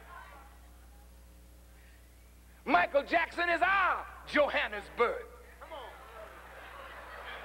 We ain't got no gold mine, but Michael is our gold mine. Michael Jordan is our gold mine. Eddie Murphy is our gold mine.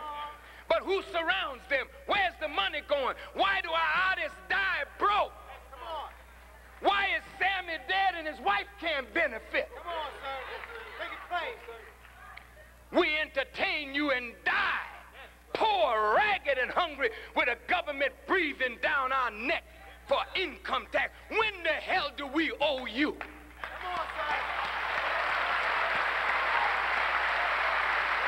Solution.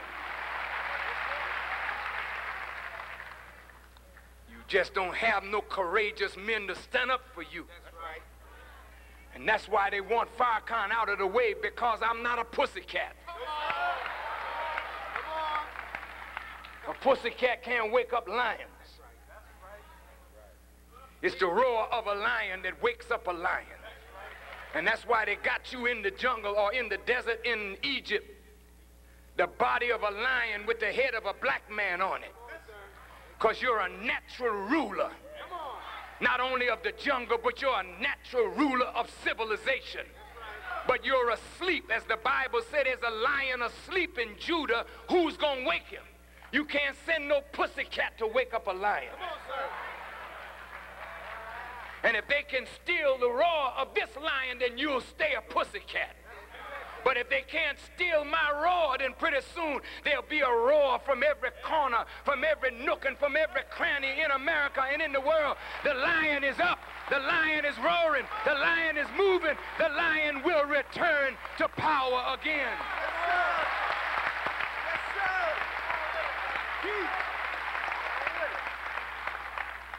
Solution. The Honorable Elijah Muhammad says, since we built all of this for you, you don't want us. We're already segregated, but in a separated, segregated way. Segregation is separation forced on an inferior by a superior, with all of the modalities of life controlled by the superior from the outside. So that's the way we live in the black community. It's a forced thing. You live over there. After they gerrymander and redline and all that, you live there. When they get ready to shuffle you, they move you out. They call it gentrification or urban renewal or Negro removal, whatever they call it. They have a word for it. And they move you out, put you somewhere else, and you stay there till somebody come and move you again. Because mentally you're not alert. You need to be awakened. So since we're already separated but not benefiting from it, in Detroit, the minute we try to set up a school to teach black men, because black men need a special kind of teaching, a special kind of training, here come the city school board trying to fight to close that down. White people now fighting to close down because it's segregating boys and girls. Well, look here, look here, look here. I went to an all-boys high school in Boston. I went to boys Latin, and then I went to boys English. Wasn't a girl nowhere. Wasn't nobody complaining. It was girls Latin. Wasn't nobody complaining. All of a sudden, you so integration-minded. You don't want nothing to get this black man awake. I say this to the brothers in Detroit who wish to educate black men. Look, don't look for white folk to support our freedom. If you want to educate black men, take them out of the public school. Let's start a school, if it's in our basement or the basement of churches, and make men out of these boys.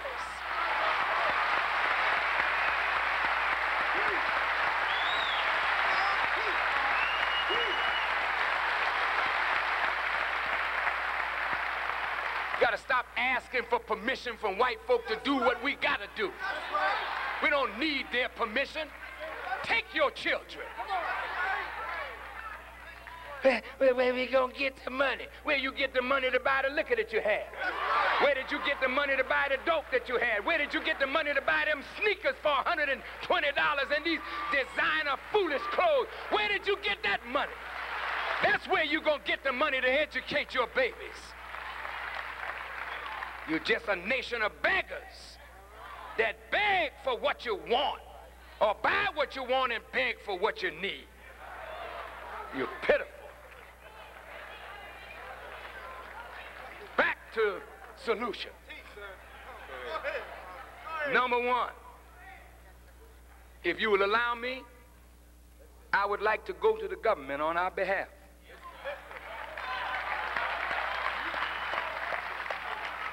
Well, why are you going to the government? while it's still in their hands. I'm giving the government a chance to right or wrong. Because in a little while, it's not going to be in your hands no more. We won't have to ask you nothing. But while it's in your hand and you got some power, you're going to have to use that power wisely, because you'll lose it if you don't use it wisely. So you still got some juice now. No reflection on the movie. But you have a little juice, so we'll go to you. Since we helped build this country, we never got anything. You don't want us. You have nothing to do for us. You say we're permanent underclass. You can't integrate us. You can't mainstream us. So look, Pharaoh, you have to then let us go. Wait. Now, that's your Bible. And the Quran too, Muslim. This is live Quran now. That's a real live Pharaoh in Washington. That ain't no book Pharaoh. That is no biblical Pharaoh, no Quran Pharaoh that you can read about in no page, brother. That's the real live monkey down there. Come on. That's right. That's right. With some real power to kill. We got to go to him. Say, look, this is my people. You see them suffering, dying? You have no future for them. I'm asking you, let them go. But give them a good send-off.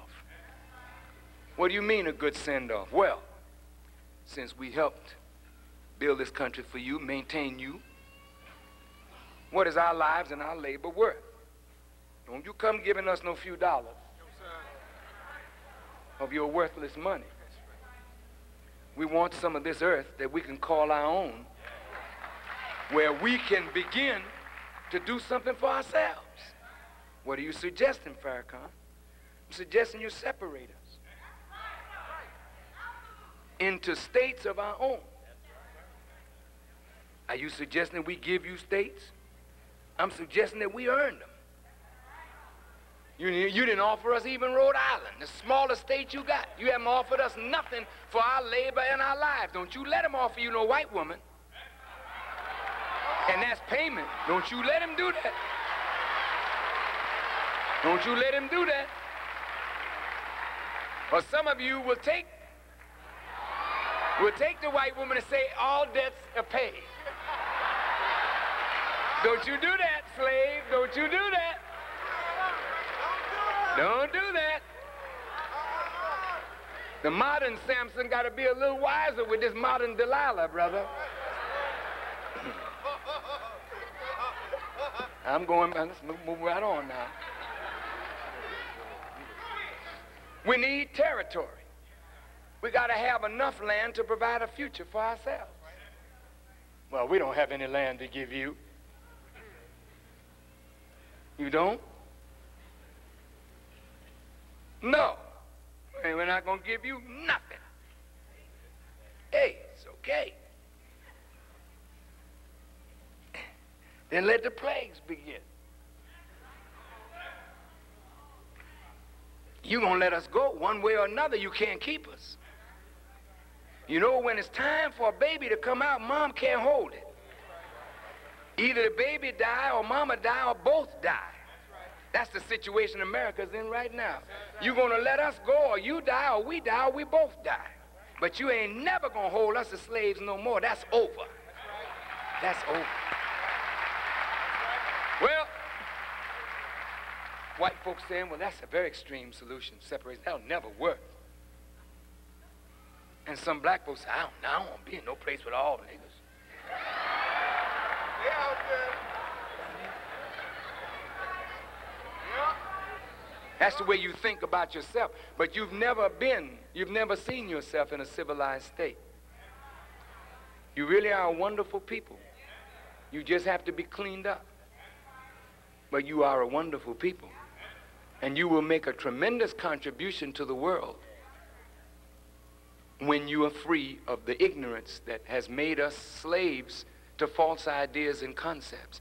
But you are a wonderful people. You just haven't seen yourself in your glory. You see yourself in your degraded condition. Malcolm was a sign of what you could rise to. And Malcolm didn't reach where he could have gone.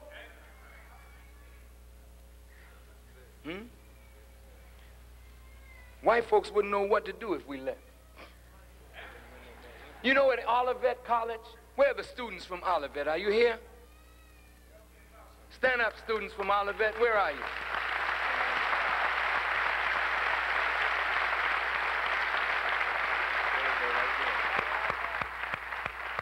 To the students of Olivet, I want to say to you students, all the students of Olivet, I hope I get a chance to meet you before we leave. But brothers and sisters, let me tell you something. You're on an all-white campus, which this is too. You know, I mean, just a few of us here. But these two young brothers were jumped and beat up for some alleged disrespect to some white girl. And this is always the way it happens. They kill us over some disrespect. You know, if we were like that, there'd be a lot of dead white folk around there, wouldn't there?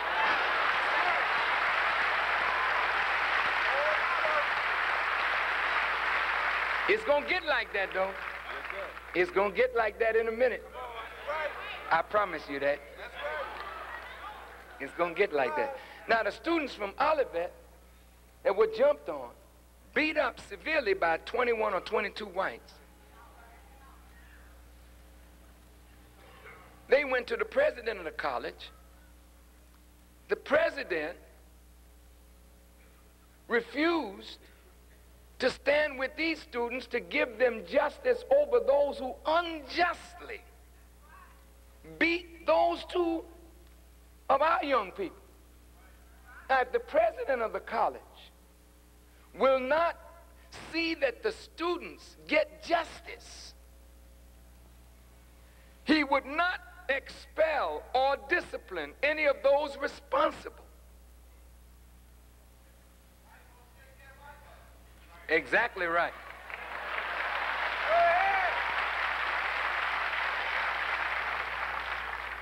The city police couldn't offer them protection, even though the Klan had threatened to move on them. And the campus police would not offer them protection. So what should my brothers and sisters do? Should they stay there for what? You know what Jesus said to his disciples? If you go into a city and they don't want you, wipe the dust off your feet and move out. Look, brothers and sisters, I don't have this education. But I'll sit down with the best of your scholars. And you can't go into any discipline that God hasn't shown me something about it that will even deepen your understanding of your own discipline. Because God is at the center of all knowledge. And his knowledge of all your disciplines is absolute. Yours is theory. I'm not saying that I know your discipline better than you. But all I have to do is listen to you talk. And I'll see into what you know, something that you probably don't see into it. I'm just telling you the God's honest truth. And I'm not being vain or egotistical or bragging or boasting. But God knowledge is superior knowledge.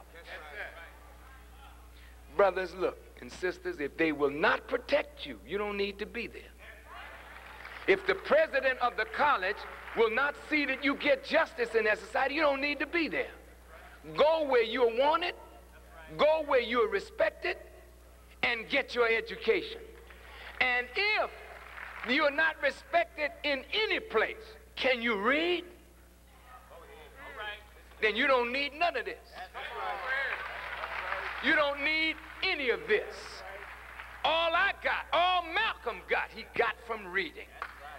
And that's why the Holy Quran opened with the prophet when Allah said to him, Iqra, read in the name of your Lord, who creates man from a clot and taught man by the pen what man knew not. read when you know how to read. And I'm not talking about just read words, but when you know how to read into words and extract the rich meaning from words, you don't need this place no more. You can read and become as heavy as you want to become. The only thing you won't have is a piece of paper from white folks saying that you have a degree. I don't need no paper. And you don't either. You need the knowledge, not the paper. The paper is not the knowledge. The knowledge is the knowledge. And it is the knowledge that gives you power, not paper that gives you power. So you students, stand up like men and women. You made a right decision. And don't go back unless they change towards you and give you justice. Otherwise, leave them alone. And that should be right here in Michigan. You're paying for it.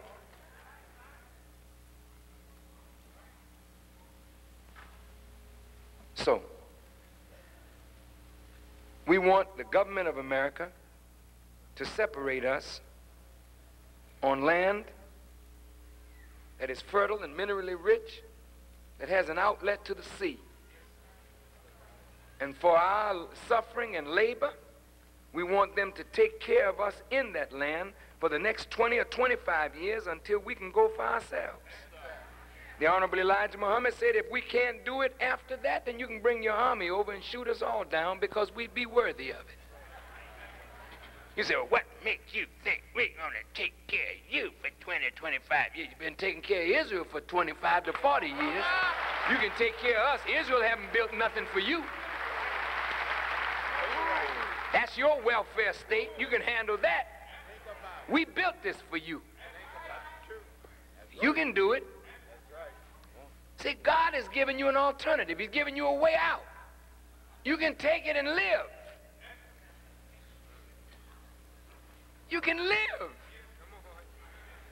That's what it's about. It's down to your death or your life. Oh, man, I got to talk to you straight word. You're going to die if you don't do it right.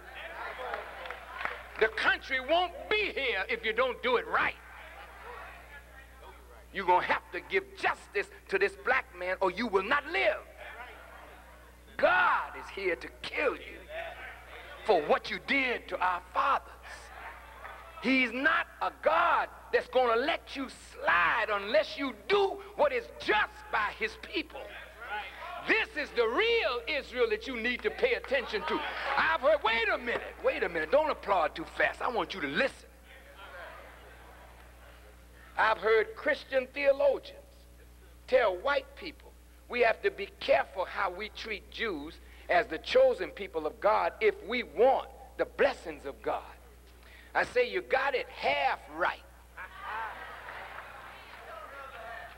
See, the real truth of that is this is the real Israel here. These children of Israel right here, these black people. These are the real choice of God. And if you don't treat them right, the God that has come to deliver them will punish you for all that you and your fathers before you have done.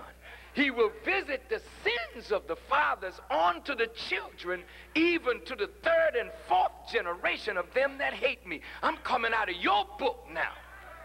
You're not going to escape today. Death is looking you in your face. The weapon of your destruction is already here. You have no power against it. The very forces of nature will be used against you. The insect world. All of God's arrows, he said, he will spend on America. You haven't got nobody now to destroy you, America. You're the king of the hill, Bush. There's no more Russia. Nobody for you to be afraid of. But God said, I raised you up, Pharaoh. I made you powerful for my glory.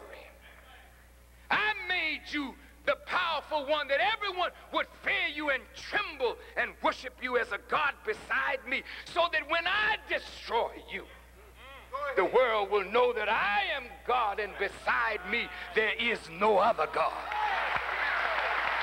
Yeah. This is the people that God is going to kill you over. This foolish people, this rapping, dancing, partying, crazy people that have become the people of God. You can take it or let it alone. Well, that's an extreme solution, and I don't think that's going to work, because I have so many black friends. I don't see, what are we going to do if Michael leaves us? How will we make it if there's no James Brown? What will we do if Carl won't run anymore? And oh my God, we won't be able to see Michael dunk again. Separation is drastic. But we got to make a future for our people, brothers and sisters. You can't be thinking about them few little homes and cars and whatnot that you got. You can't compare that to making a future for your babies. And the only way you can make a future for your babies is if you got something to build a future on.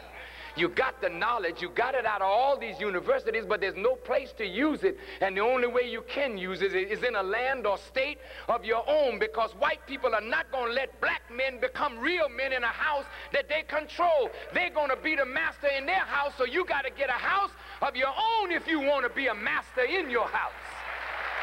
You better listen, because if you don't listen, black man, you're going to get some whipping too, because you deserve one.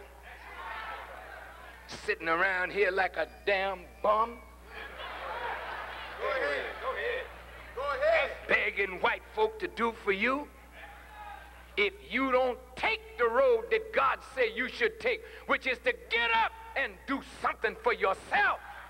Stop sitting around begging white folk for a job. We got enough knowledge and power among ourselves to create jobs, to build a future. All we need is a start. And the government of America should provide us with that start, since we gave her hers. That's right. That's right. Now you may say, well, that's extreme, and it ain't gonna happen. That's what Pharaoh thought. But when death came in and started killing their firstborn, that's what Passover is all about. Come on, ain't it, sir? Ain't that what Passover is about? Yes, sir. The death angel came into Egypt. Yes, sir. And everybody that didn't have an X, not on their cap, Make it plain, sir. but everybody that didn't have an X Go ahead. on the gatepost of their house, dipped in the blood of a lamb, then the death angel would pass over that house that had that mark. But every house that didn't have that mark, death came in and killed the firstborn out of every house. And it was that death plague that caused Pharaoh to say, let him go. Tell Moses, take his people and get the hell on out of here. Then after he said that, then Pharaoh decided to kill Moses and his people. And that's when God killed him. And his body floated to the surface, and we have the body of that Pharaoh in the museums in Egypt, where you can go see it. He's left as a sign for Bush.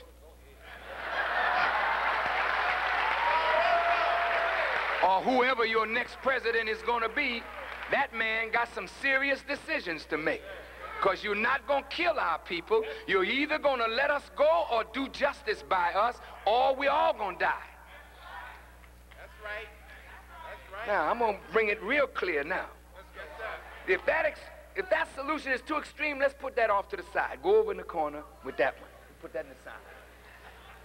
Now, let's deal with something else. There got to be a solution. Okay, here's option number 2. Yes. Option number 2 is this. Look, I got to go to the government again. Look, y'all paid reparations to the Japanese. You illegally deterred them in concentration camps. You illegally took away their properties. You admit you were wrong. Now Congress has agreed to pay the Japanese reparations. Good. Germany is paying Israel and Jews reparations right now for their Holocaust, which they should do. East Germany had to agree with that when they formed the union with West Germany. They agreed. Fine. Precedent has been set. Good. Damage has been done to these, my brothers and sisters, black people all over the Western Hemisphere. I'm speaking specifically of the United States, but all over the Western Hemisphere, we've been damaged. Damaged mentally, psychologically, morally, spiritually, humanly. Have we not? What is it going to cost America in reparations to the children of the slaves who worked for 300 years for nothing? Add that up. Add up the lives that were lost in the Middle Passage, coming from Africa to America. Conservative estimates about 50 million. You talk about your Holocaust. Let's talk about this one that you and your people were involved in, the Black Holocaust. Let's talk about that. Add up the destruction of the black mind, where human beings were dropped to the level of animals and then written in your Constitution as 3/5 of a human being. Just add it up. Add up after slavery.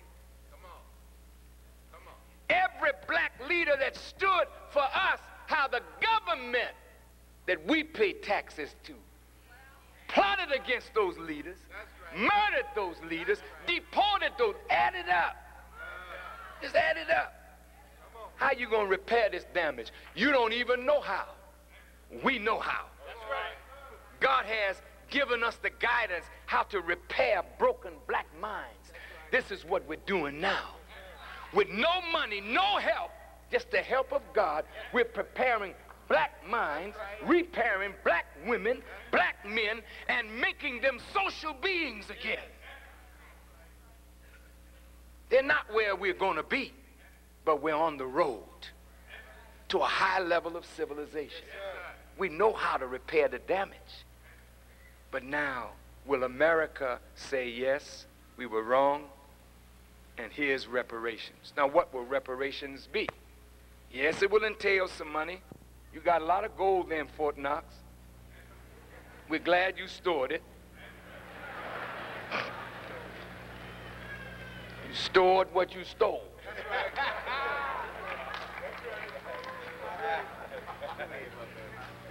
You say, these are radicals. We'll never do that. Fine. Then you lose it all. You know, God can take this country from you. Just like you took it from the Indians, it can be taken from you. In fact, it's in the process of being taken from you right now. You've nearly lost it and don't even realize it.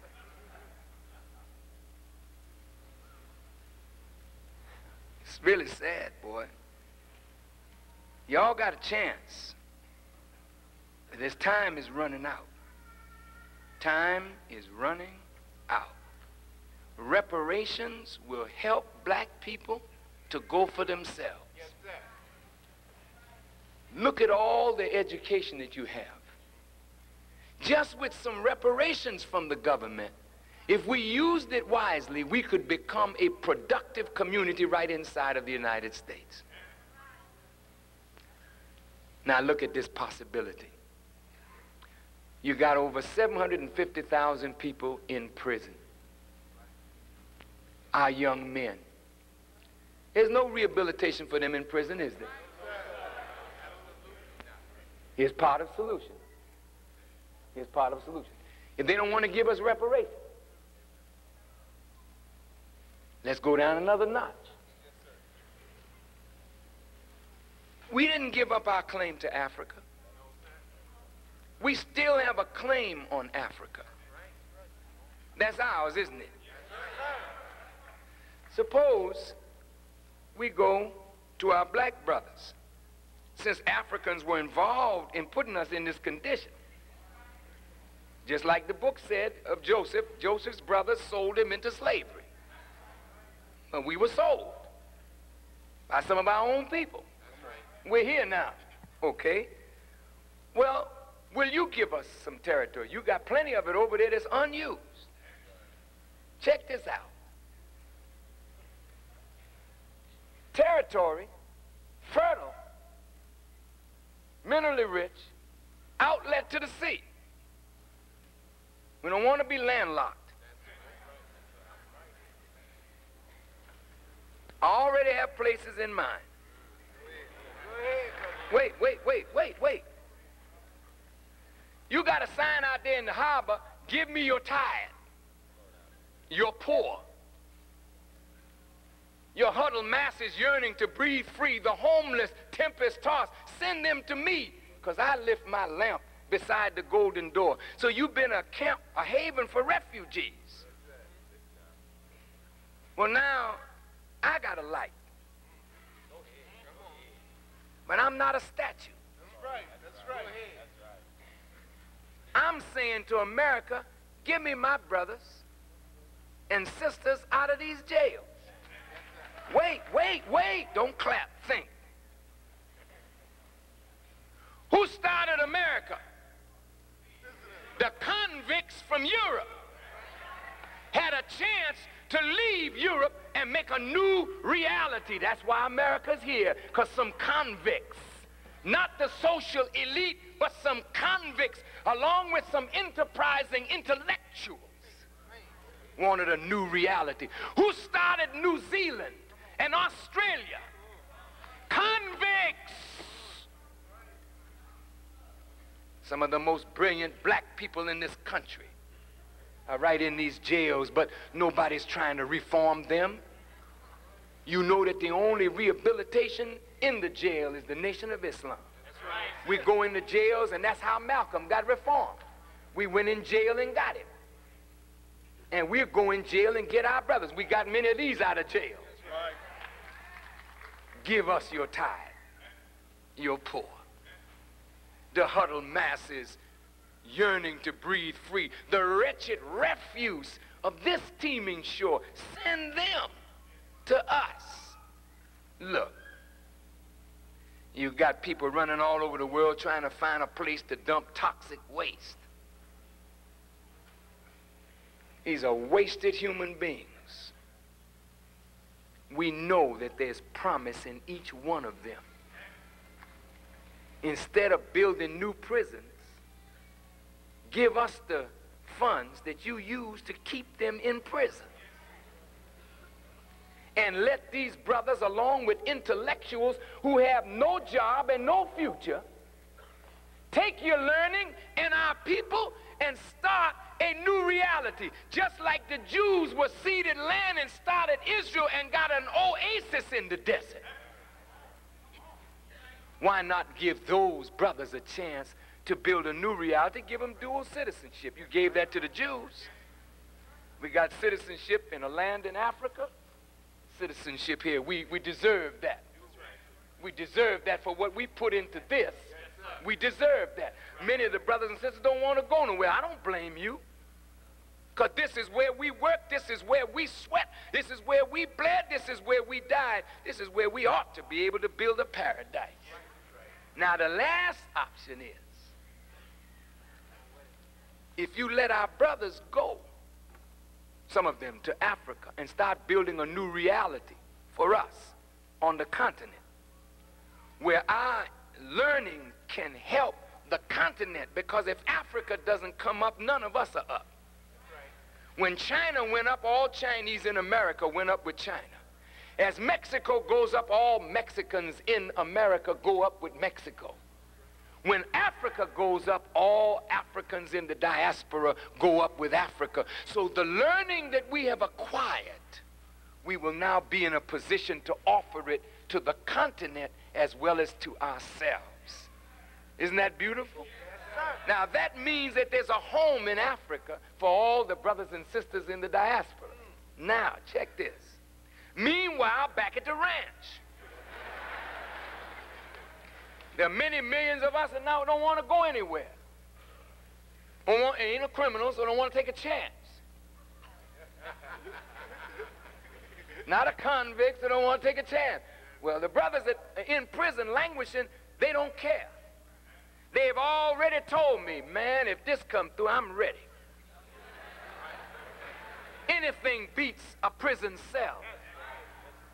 And if they know that they're carving out a future for their people, you'll see the best that is in them come out, just like the best in Malcolm came out once the garbage was washed away, a man was born.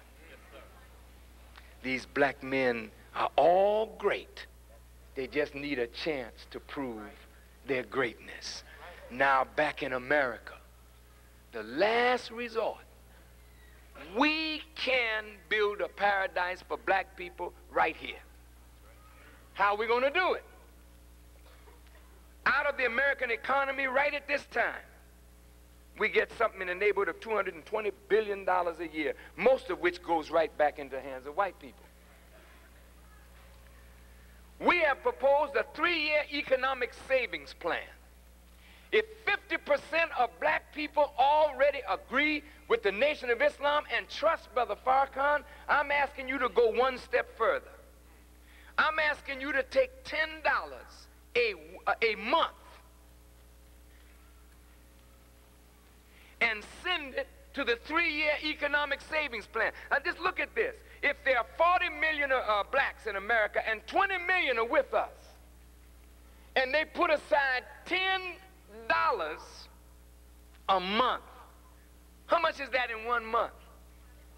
200 million cash dollars in 1 month. In 1 year, how much is that? That's right. That's 2,400 million or $2,400 million cash money in your hands. That's yours, in a treasure. I'm asking you to trust Farrakhan. We don't have no other national leader that can call on us to pool our resources, and we do it. I'm the only one left. And I don't want to die as a man making speeches. That is no help to you. I mean, the speech is good, the word is good. But now we got to concretize this word into some reality to pass on to succeeding generations. Now look, white folks, look at what this means to you.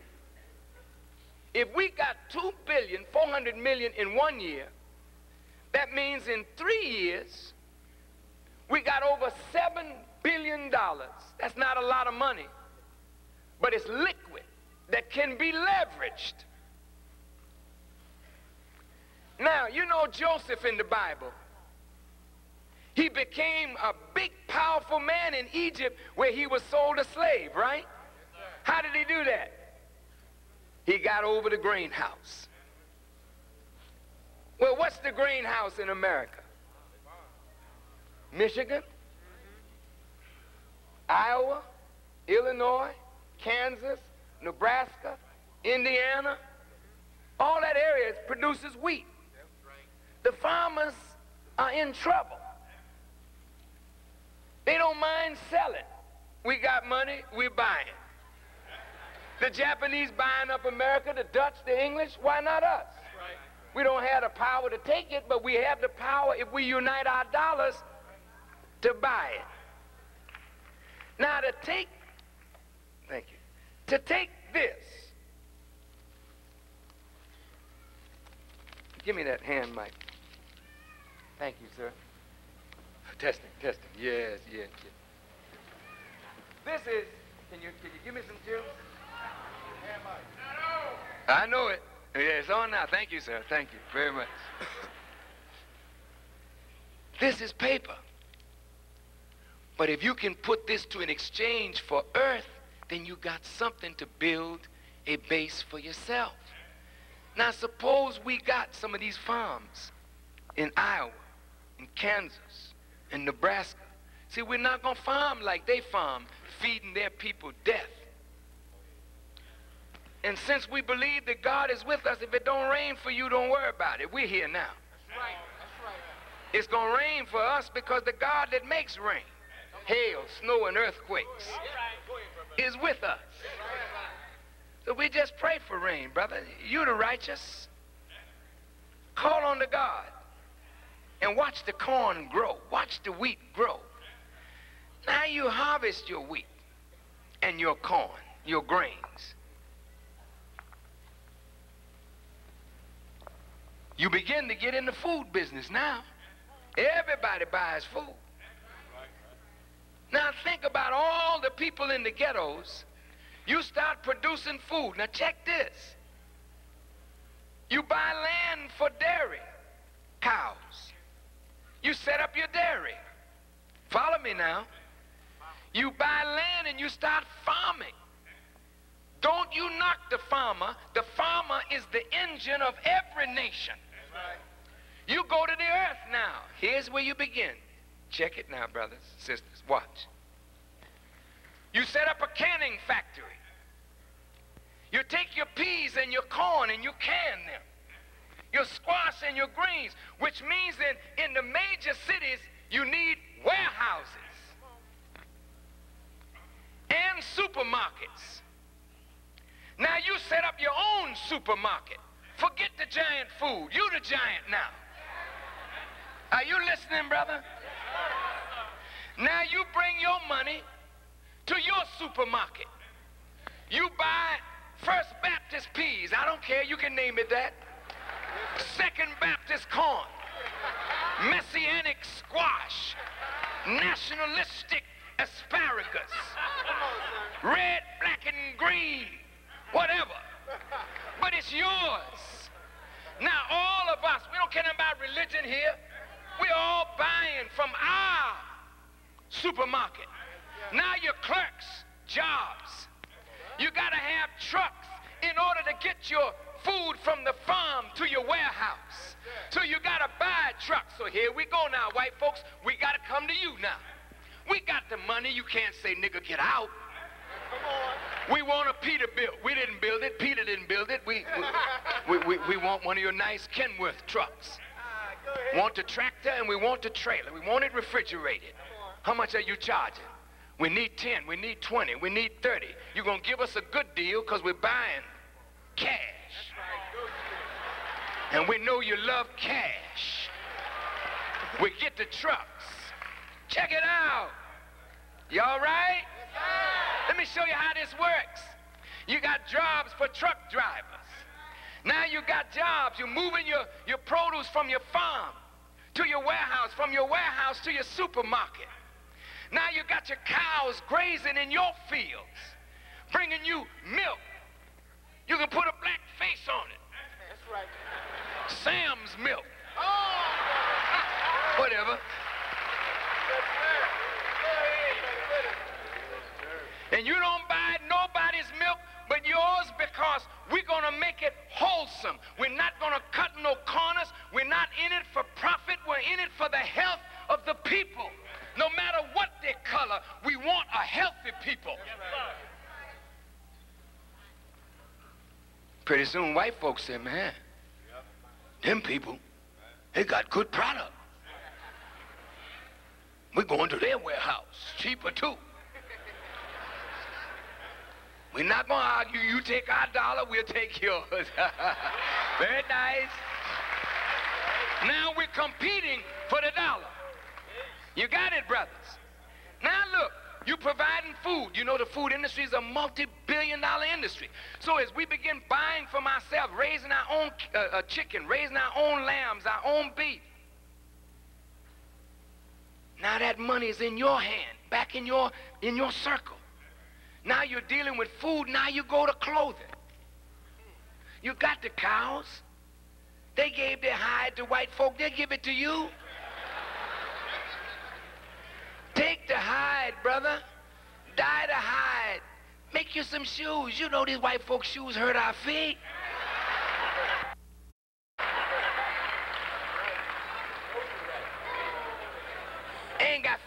hours. When you walking in the field all these years, that's there with no shoes on, you develop a strange kind of foot.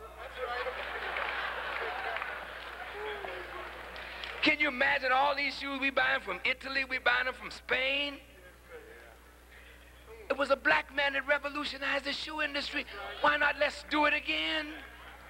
Now you start making shoes. You like sneakers? Sneak up on something yourself. Say, look here, brothers and sisters, look. Everybody that got sneakers on, raise your hand. All right, now, is it real rubber in there? If it's real rubber, you know who's producing the rubber? That's your people. Now, you see, you're not a black man from America. You're an international human being. You got your brothers and sisters all over the world. You got $7 billion. Now you're international, baby. You don't go with no shopping bag. You go with a ship. Hey, you understand? You ready? Our sisters don't need to be dressing in those sacks. Put them in silks. Your brother's over there making the silk. I mean, the worm is making it, but they got it. They sell it to us. Then you start designing clothes. Don't let these people design for you with a splitter all the way up here. You buying something with a back all the way down here out, and you paying big money for no fabric. Cut all the way down here. When the babies see you, they start crying, thinking it's feeding time. You know what I mean?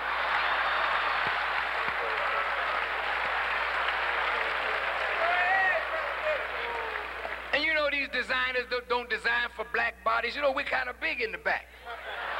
We have some behind there. You know what I mean? The white folk got these flat things. You know what I mean? Black folk got shapely.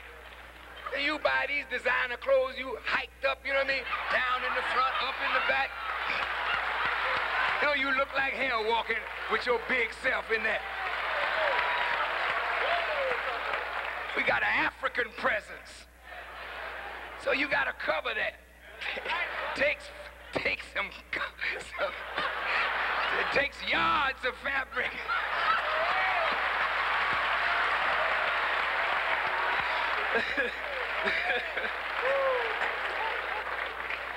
Now you're into the clothing business. You set up factories all over the country. You're making clothes. All these underwear we got on, who making them? You buying underwear, a little strip over here, a little strip there, a little $20 for what? An elastic with some...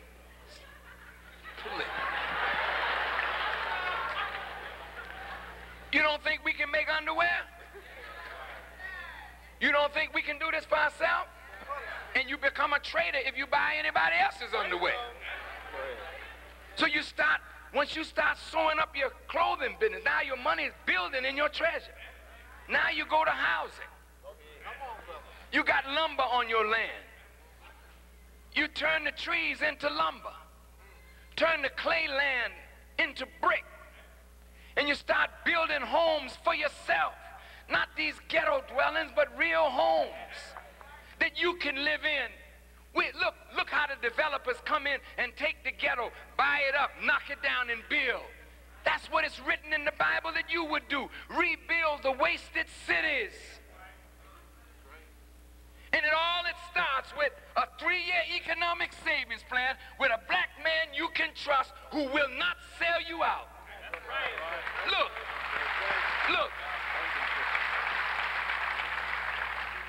You set up your own national banking system. Take your money out of white folks' banks. They're not giving you nothing for it. Put it in your own bank. Then use your own money to develop an economy for yourself. Now, you enter international trade. Look at the Caribbean. The West Indies is full of the best kind of fruits, vegetables, rich lands. Why don't you and I invest? Right now in Ghana, if we had the money, we could go and invest in gold and diamonds. Don't we need gold and diamonds? Paper's not going to be the medium of exchange in the future. It's going back to gold. You don't have any? Oh. Well, then let's take this paper before it gets useless and go and invest in Ghana, in Africa, and let's start mining gold and mining diamonds. That's how the Jews got rich. That's how many of the Arabs got rich. They're now in Africa mining gold. Well, hell, they mining our business. Go ahead. That's right. Go ahead.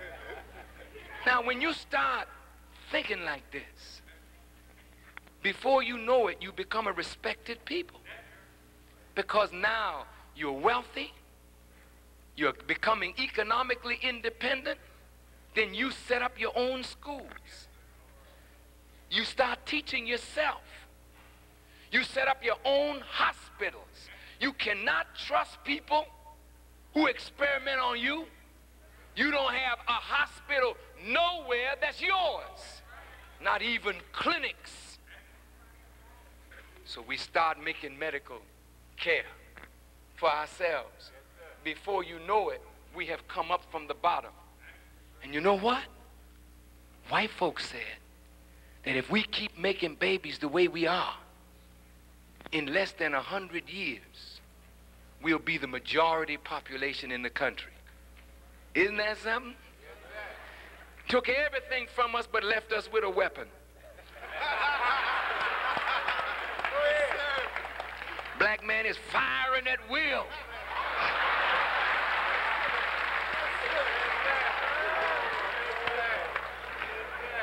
Every time you look around, a new one coming. Then if you have any unity with the Hispanic community or the Native American community, don't you realize that economically and politically in less than 100 years, you can become a power in the land where you were sold as a slave? So you got a presence in Africa now, just from taking your young men. You got a strong presence in America. You're avoiding the AIDS crisis because we got the solution to that. Now you start cleaning up your act. Stop disrespecting yourself and your women. And you begin to show civilized behavior like righteous people. Then white folks start taking their hat off to you and say, are these the same people that our fathers destroyed? Look at them. And I'm saying this to Jews and Gentiles alike.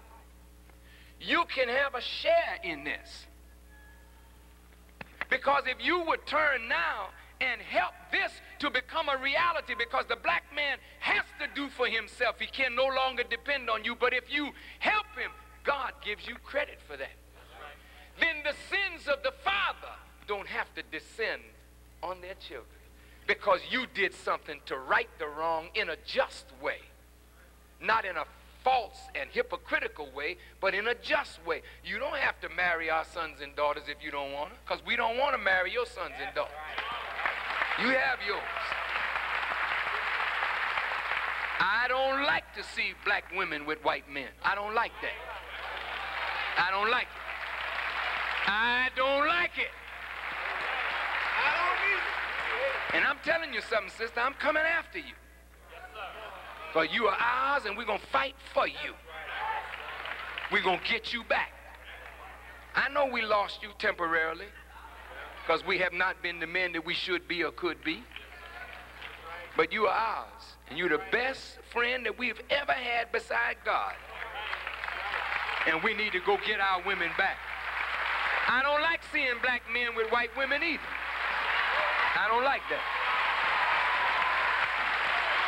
I know you say I'm a racist. And you can boo me if you want to.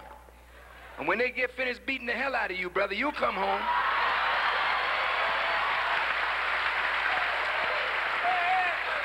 And I'm going to tell you something. These white men are getting sick of you. They'll let you have her for a minute, but today, the conservative mood in white America is getting worse and worse and worse. So you just keep on walking down the street with that beautiful white lady talking about how much heaven you in.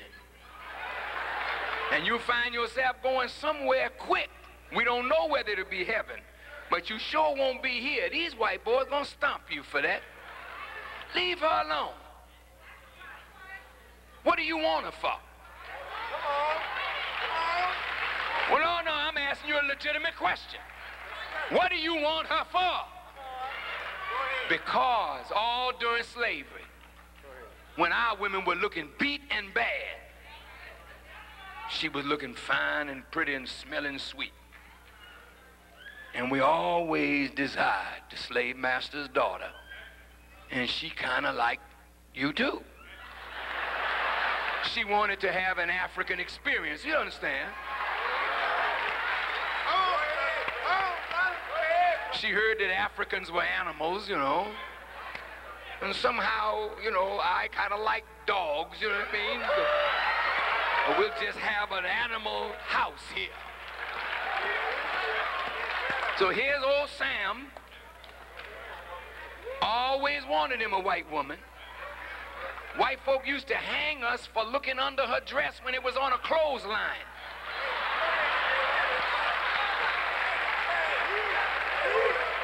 Now he's undressing his white woman and sending her to you. You can't play football today, you got a white woman. You can't play basketball today, you got a white woman. So that if you become a star tomorrow, that money is not going into your family, that money going somewhere else. Look here, brother. You don't want this black woman because she'll challenge you. And you don't want no challenge.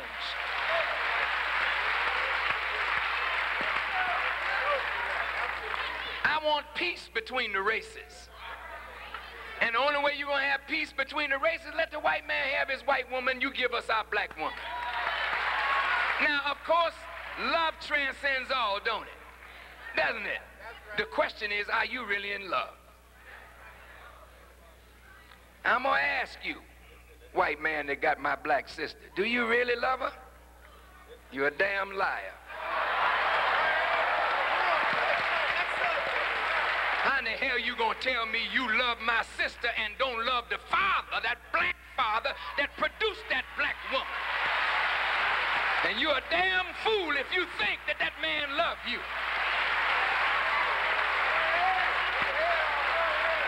Don't talk that damn foolishness to me. You're dealing with somebody who knows you. You don't love her father. You don't love her uncle. You don't love her brother. You like her because she is pleasure. She's different. And she crazy. Yeah, you crazy as hell, sister. I'm just telling you straight up. You ain't got no sense. I know you're getting angry with me, but I don't care. I say you crazy as hell. Ain't no white man gonna make you a black woman. Don't you know the first thing that they call you is booty? Shake your booty. Well, what is booty? Now, wait a minute, Farrakhan, let's not get vulgar. I'm not getting vulgar, but ask Jewish historians.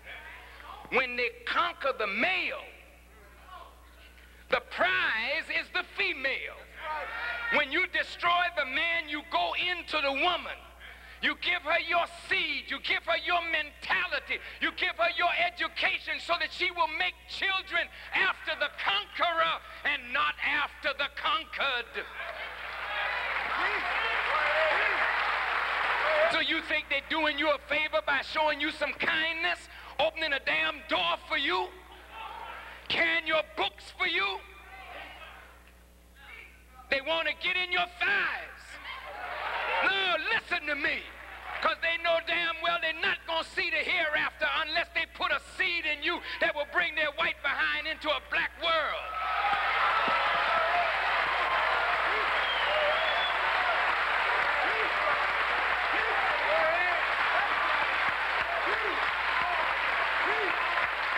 You didn't hear me, did you? I know that's raw. But white folk are thinking, how am I going to get into the hereafter? They use you. Come on. Sweet talk you, because your black man don't know how to talk to you. You don't know how to talk to her, brothers. You're trying to talk under her dress every time she try to get a meaningful conversation with you. You're like a dog.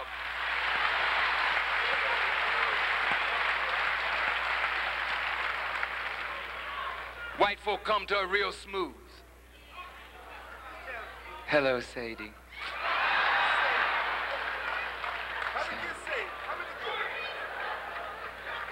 You know, I've really never had an experience with colored people. I mean, African Americans. I'm so confused. I'm so confused. But you people, you know, you really intrigue me. You're so, you know, you're so full of rhythm, and I just love the way you dance.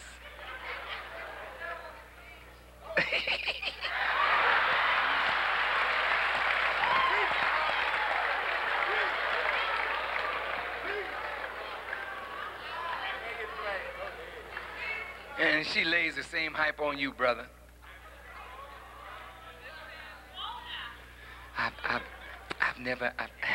I've never been out with a black man before. It's quite a new experience for me. You people are so, you know, masculine.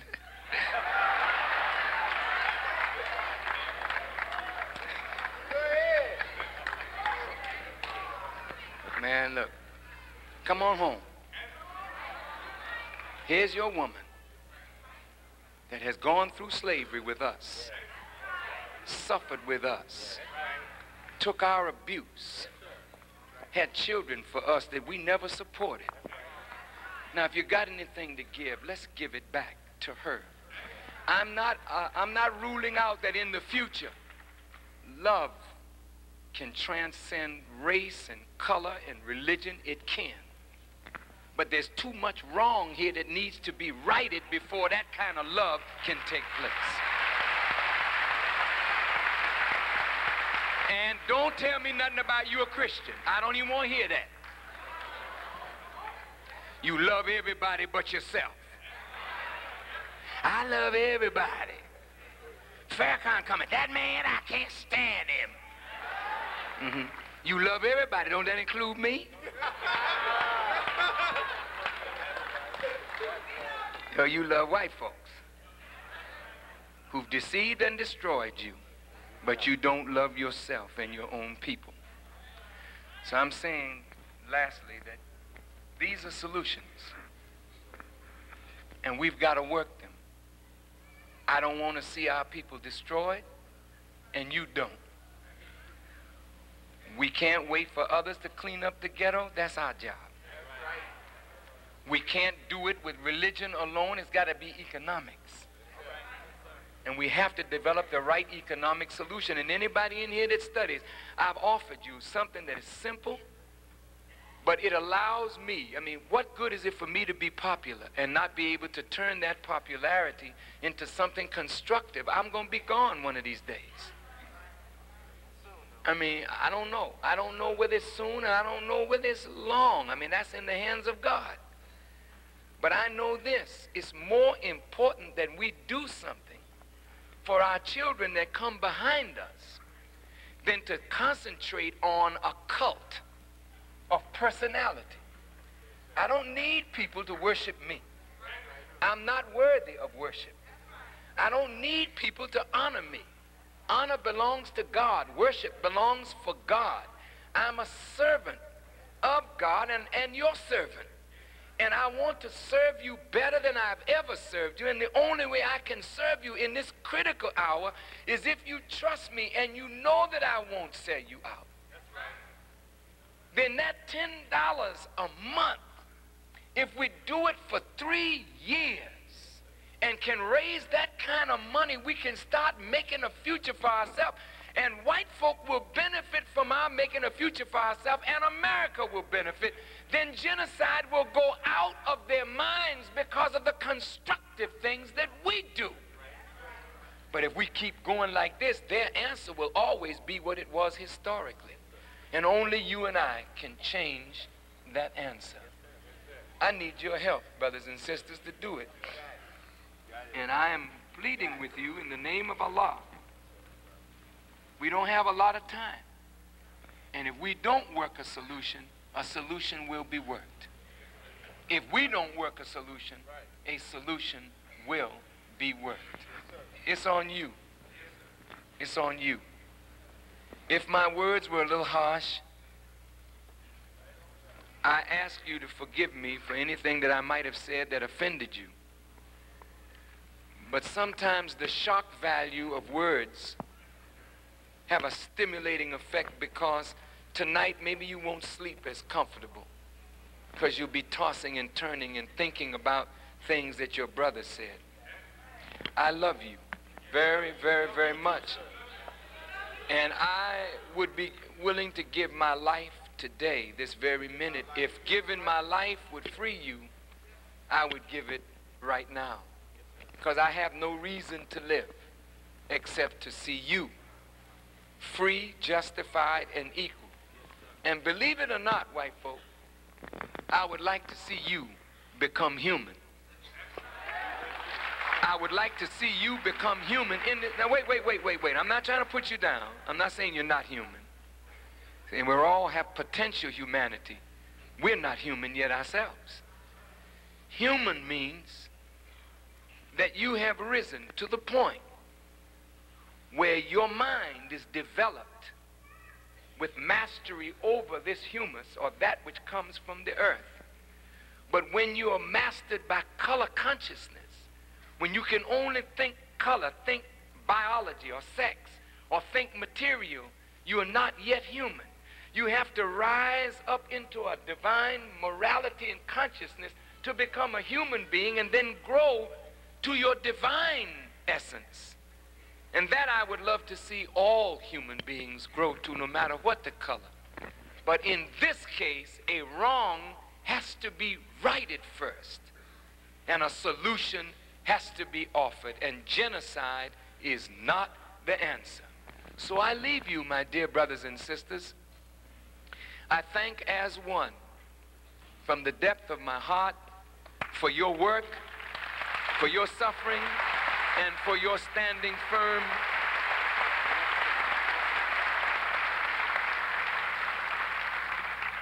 And so, my brothers and sisters, before you leave, shouldn't we have prayer together? Yes, sir. So I want to thank as one, the president. Would you stand? Eric Ellison, and the members of as one, would you stand? Stand, please. Let's give them a hand, every one of them. They made it possible. They made it possible.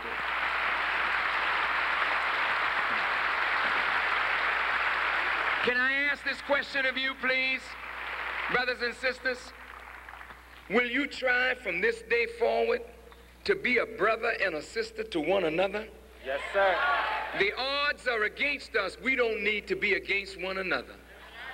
Muslims, Christians, agnostics, Hebrews, whatever our religious persuasion, God is one, and his people are one. I hope that you will take this 3-year economic plan that was on your seat, take it home with you. Read it over and think about what we said. And if you're in agreement, write me and send this, and I pledge to you my life that I will be accountable for every nickel, every dime that you send at the cost of my life. That's all that I can offer. And those of you who are here, and particularly those who are interested in black-Jewish relationships, get this book. And then every sincere Jewish person, get this book. And if you want a dialogue, let's discuss it. Write me. And let's sit down and talk like civil human beings over what was, over what is, and what we can change for what is yet to come. May Allah bless you. Brother wants to give us some kind of an award. Okay, sir. Before I get to the award, I would just like to make testimony that we got to put our money where our mouth is. And at this time, I would just like to donate $10 to the 3-year economic plan. Thank you. Brother, who's going to take this and give him a receipt? Where's Rasul? Rasul? would you take this for the 3-year economic savings plan and make sure the brother gets a receipt and the secretary takes care of it? Thank you. Okay, and this is a special tribute from the state of Michigan to the Honorable Minister Louis Farrakhan. Let it be known that on April 18th, 1992, the Honorable Minister Louis Farrakhan, National Representative of the Nation of Islam, will visit Michigan to share his vision and message of self-help. A man of conviction and courage, Louis Farrakhan challenges complacency and urges his followers to adopt a lifestyle of integrity and self-respect. In the development of our society, a rich variety of beliefs, nationalities, and traditions has made our people strong as we seek the freedom of thought and religion so earnestly desired and cherished by all men and women. Amidst change and challenge, the people of America today still find understanding and dignity. The Honorable Minister Louis Farrakhan, National Representative of the Nation of Islam, teaches discipline, abstinence, honor, and economic self-sufficiency. Under his leadership, the Nation of Islam has endeavored to provide its believers with educational and professional resources. Indeed, the Islam Nation manages many businesses and manufacturing operations, including power products introduced by Minister Farrakhan in 1986. Moreover, the Nation of Islam operates schools with excellent reputation for academic achievement. An internationally recognized Muslim leader, Minister Farrakhan is a revolutionary thinker and lecturer. He annually traverses the continent sharing his thought-provoking doctrine. This messenger, adhering to a grueling schedule, encourages pride in oneself and his one heritage. In special tribute, therefore, this document is signed and dedicated to welcome Minister Louis Farrakhan as he speaks at Michigan State University on April 18, 1992. Carolyn Cheeks Kilpatrick, State Representative, the 8th District. Allahu Akbar.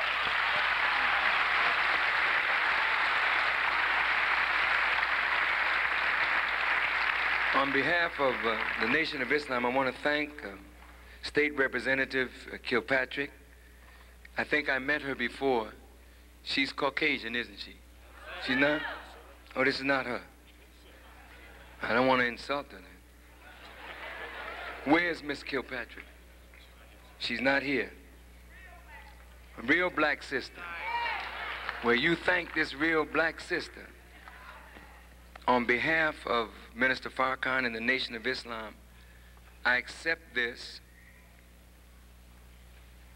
and I will just say in parting that honor is given when work is done. Since my work is a long, long, long ways from being done, I accept this honor as a token of gratitude and esteem and encouragement to me to keep going. And all of us should keep going on the problem until the problem is solved. Thank you on behalf of the nation, and thank Ms. Kilpatrick, and thank you as one. And all of you at Michigan State should help as one and back as one, and make sure that they are protected as they move to make change.